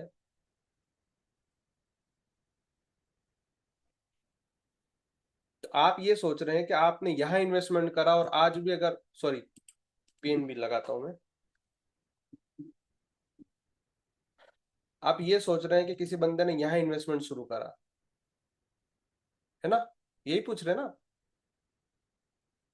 किसी बंदे ने यहाँ अगर इन्वेस्टमेंट शुरू करा तो उसका, हाँ, तो अब आप क्वेश्चन ही आपका कितना अजीब है, ये देखिए विभव जी। सभी मुझे आंसर कीजिएगा कि क्या आप ऐसे स्टॉक्स में इन्वेस्टमेंट करेंगे जो इतना ज्यादा ऊपर चले गया है, इतना ज्यादा किस में बाइंग आ चुकी है, उसके अंदर इन्वेस्टमेंट करेंगे? हम क्यों हमारा ईयरली हाफ ईयरली क्राइटेरिया पकड़कर चल रहे हैं? हम क्यों ऐसे स्टॉक्स में देख रहे हैं कि जिसके अंदर बाइंग आया ही नहीं है अभी तक? हम तो वो स्टॉक देख रहे हैं। एलआईसी के अंदर बाइंग आ चुका क्या? नहीं आया। जियो फिन के अंदर बाइंग आ चुका क्या? नहीं आया। इक्विटास में बाइंग आ चुका क्या? नहीं आया। आईडीएफसी फर्स्ट बैंक के अंदर बाइंग आ चुका क्या? बहुत अच्छा, बुल रन आ चुका क्या? नहीं आया। आज हम मेटल के स्टॉक्स के अंदर क्यों नहीं इन्वेस्टमेंट कर रहे हैं? ऑटो का कोई ऐसा स्टॉक्स जो बहुत ज्यादा 3x 4x 5x हो चुका, हम उसके अंदर क्यों नहीं कर रहे हैं? हम नहीं करेंगे इस स्टॉक, हम वही स्टॉक सिलेक्ट करेंगे जिसका पोटेंशियल बहुत ज्यादा हो, वो बहुत अभी ऊपर जाने को रेडी है। हम यूनियन बैंक इसलिए सिलेक्ट कर रहे हैं, हम पीएनबी इसलिए सिलेक्ट कर रहे हैं।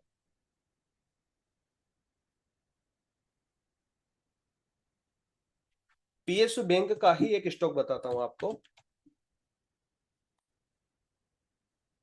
ये मैं इसके अंदर इन्वेस्टमेंट क्यों करूंगा, आप मुझे बताओ। ट्रेडिंग के लिए ठीक है ये, मैं इसके अंदर इन्वेस्टमेंट क्यों करूंगा, आप मुझे बताओ, भले पीएसयू बैंक का ही हो, मैं इसके अंदर इन्वेस्टमेंट क्यों करूंगा, बताइए मुझे। अब मैं अगर यहाँ से इन्वेस्टमेंट शुरू भी करूं और इन केस किसी भी रीजन से मतलब मुझे ये स्टॉक भविष्य में कभी यहाँ पर आ जाए, तो मेरा तो इतना से इतना पैसा थोड़ी ना वेस्ट करूंगा मैं। ओके, मतलब ऐसे शेयर को अपन अवॉइड ही करेंगे सर, बिल्कुल बिल्कुल, ऐसे स्टॉक्स को हम अवॉइड ही करेंगे। हम उस स्टॉक्स में पैसा डालेंगे जिसमें पोटेंशियल है बहुत अच्छा चलने का। इसी रीजन से अपन ट्रेडिंग भी हाई टाइम फ्रेम में करते हैं, इन्वेस्टमेंट भी हाई टाइम फ्रेम से शुरू करते हैं। उज्जीवन की बात करूं मैं, है ना, उज्जीवन की बात करता हूं अभी मैं आपको। उज्जीवन आप ईयरली पर ही देख लीजिए, आपको दिख रहा होगा कि अभी तो ऑल टाइम हाई क्रॉस करेगा, आईपीओ आया था, आने के बाद चल रहा है अभी तो। कोई बहुत ज्यादा ऐसा नहीं दिख रहा है ये कि मतलब नहीं, बुल रन ही आ चुका, खत्म हो चुका स्टॉक।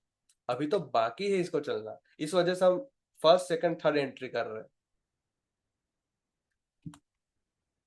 ठीक है, और इस वजह से मैंने आपको कहा कि जब भी निफ्टी करेक्ट करे क्वार्टरली डिमांड जोन में, तब से इन्वेस्टमेंट शुरू करना चाहिए। जो लोग रिकॉर्डिंग सुन रहे हैं, जो लोग मार्केट में नए नए हैं, आप लोग ध्यान रखिएगा, कभी भी इन्वेस्टमेंट करने के लिए जल्दबाजी मत कीजिएगा। मार्केट किसी का सगा नहीं है। आपको अपॉर्चुनिटी मिलेगी इन्वेस्टमेंट करने की, धैर्य रखिए, 1 साल नहीं, 2 साल नहीं, 3 साल बाद मिलेगी, लेकिन जब मिलेगी ना, मार्केट करेक्ट करेगा, आपको वही स्टॉक्स जो आप आज बाय करने की सोच रहे हैं, वही आपको 50% डिस्काउंट पर भी मिलेगा। वेल्थ तो वैसे बनती है यार दोस्त, ऐसा नहीं बनती है कि आप स्टॉक्स को कहीं पर भी बाय कर लीजिए।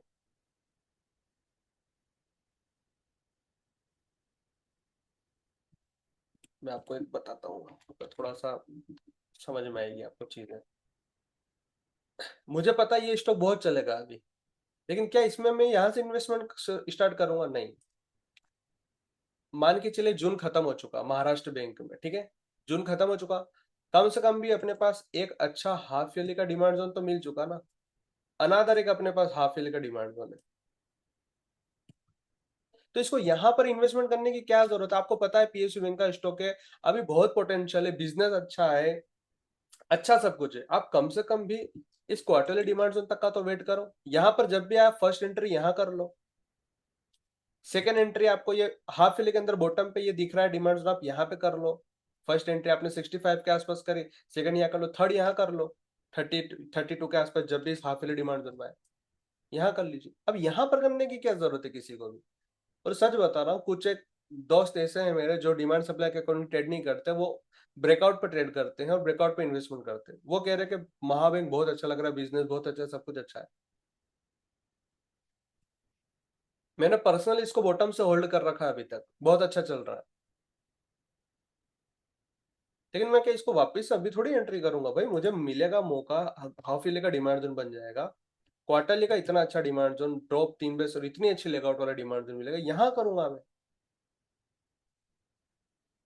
इस हाफ ईयरली में आएगा तब सोच, अब सोचिए आप, महाबैंक जैसे स्टॉक को यहाँ से यहाँ से लेके यहाँ तक करेक्ट करना, मतलब 66% डाउन आना। मतलब मैं मान के चल सकता हूँ ये यहाँ तभी आ सकता है जब निफ्टी, बैंक निफ्टी सभी के सभी अपने ईयरली हाफ ईयरली में कोई कोविड जैसा फॉल आएगा, तभी आएगा। उसके पहले नहीं आ सकता है इतना आसानी से। तो ये थोड़ा सा थिंकिंग इस तरीके की हम रखेंगे वैभव जी, तो बहुत सही रहेगा अपने लिए। एटलीस्ट इन्वेस्टमेंट के लिए कोई एटलीस्ट मंथली का डिमांड जोन देखना ही देखेंगे ही, इवन इससे बड़े डिमांड जोन देखेंगे बिल्कुल। Patience and discipline is the key, बिल्कुल Sumit ji. High time frame में आएगा तभी इन्वेस्टमेंट करेंगे। थैंक यू सर, समझ गया, ओके।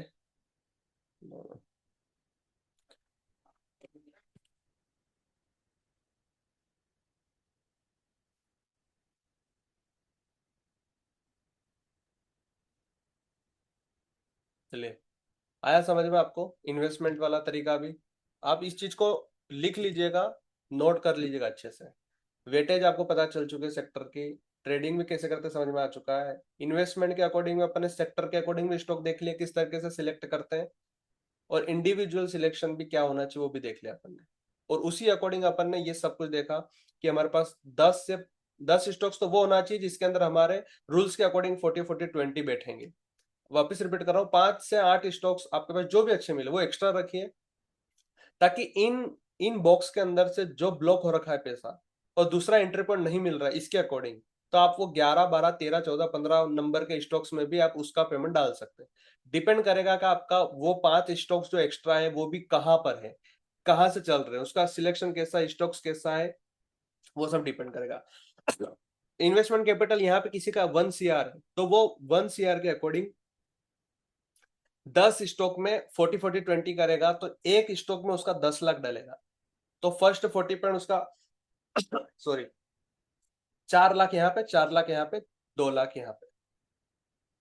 एग्जाम्पल के लिए 10 लाख लिया था, तो 1 लाख ईच, 1 करोड़ होगा तो 10 लाख ईच में डालेगा।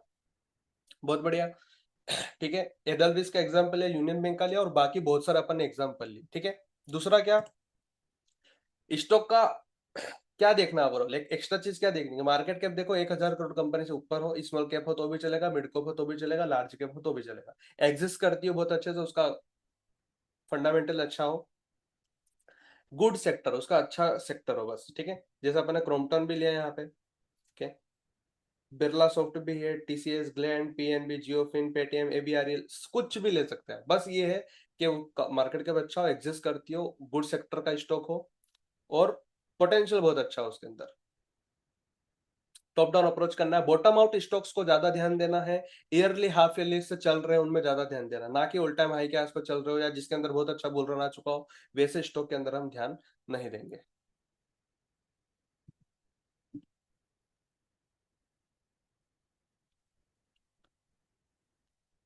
That's all for the day.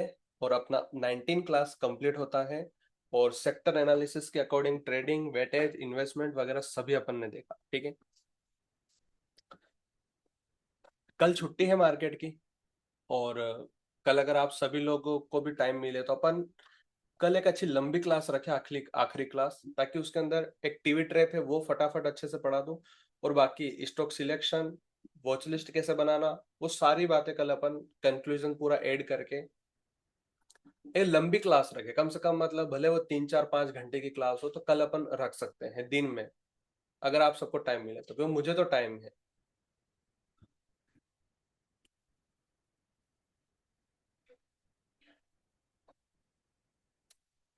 Pranav जी कह रहे हैं पैसा फ्री नहीं पड़ा रहना चाहिए हमारे 10 स्टॉक का, इस वजह से हम एक्स्ट्रा स्टॉक साथ में लेके चल रहे हैं। गोट इट, बहुत बढ़िया। बिल्कुल प्रणव जी।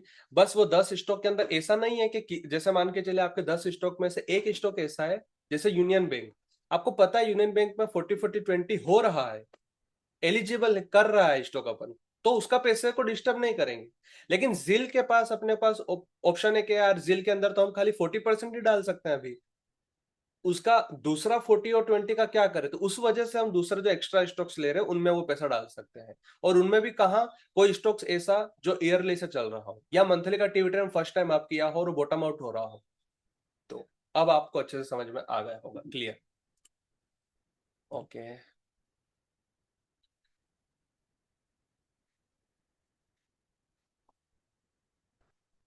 सैटरडे संडे में अवेलेबल नहीं हूँ, मैं बाहर जा रहा हूँ मीरज जी, इसलिए कल फ्राइडे है और कल दिन भी अच्छा है, टाइम मिल जाएगा अपने को, तो कल बेटर रहेगा, मोहर्रम भी है, छुट्टी है, इस वजह से मैं सोच रहा था इफ पॉसिबल सैटरडे मॉर्निंग में रख सकते हैं। नहीं, मैं बाहर हूँ।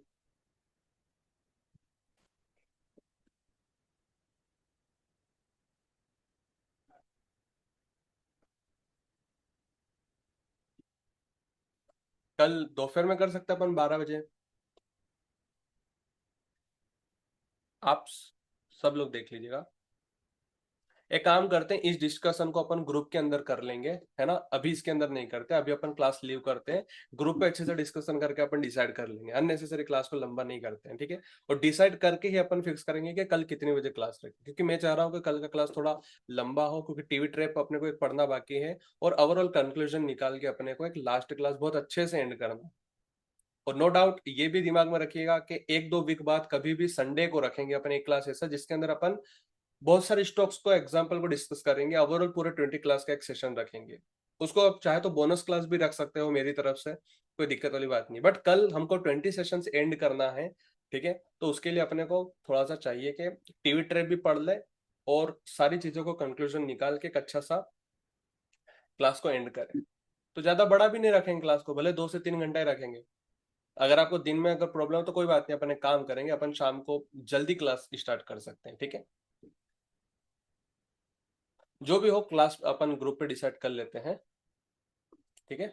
चलिए, ध्यान रखिए टिल देन, और सारे जो भी कॉन्सेप्ट पढ़े हैं बहुत एक्सपीरियंस के साथ बता रहा हूँ, बहुत ही सोच समझ के बता रहा हूँ, आल बाल कुछ भी नहीं बोला है, सब बहुत अच्छे से बता। प्लीज इन चीजों का ध्यान रखें, नोट्स बनाइए, मेहनत कीजिए, कुछ भी हेल्प हो तो हम हैं आपके साथ, और आपके मेंटर्स भी डिवाइड कर दिए जाएंगे जल्दी। और कोई भी मेरी बात नोट कर लीजिएगा, अगर आप अपने मेंटर जो आपको दे रखे हैं उनको आपने मैसेज करा कुछ भी, अगर वो जल्दी रिप्लाई नहीं कर रहे हैं, जल्दी का मतलब कि ऐसा नहीं कि इंस्टेंटली कर दे, लेकिन वो ज्यादा लेट कर रहे हैं अगर आपको लग रहा है, तो आप सीधा मुझे बोलिएगा, मेरी रिस्पॉन्सिबिलिटी है, मैं उनको अच्छा सा जवाब दे दूंगा, सब उनको समझा दूंगा अच्छे से। लेकिन आपको रिजल्ट मिलेगा, मेंटरशिप सपोर्ट बहुत अच्छा है अपना, कोई दिक्कत वाली बात नहीं है, शिकायत का मौका नहीं आता, लेकिन फिर भी अगर कोई करे तो मुझे बताना।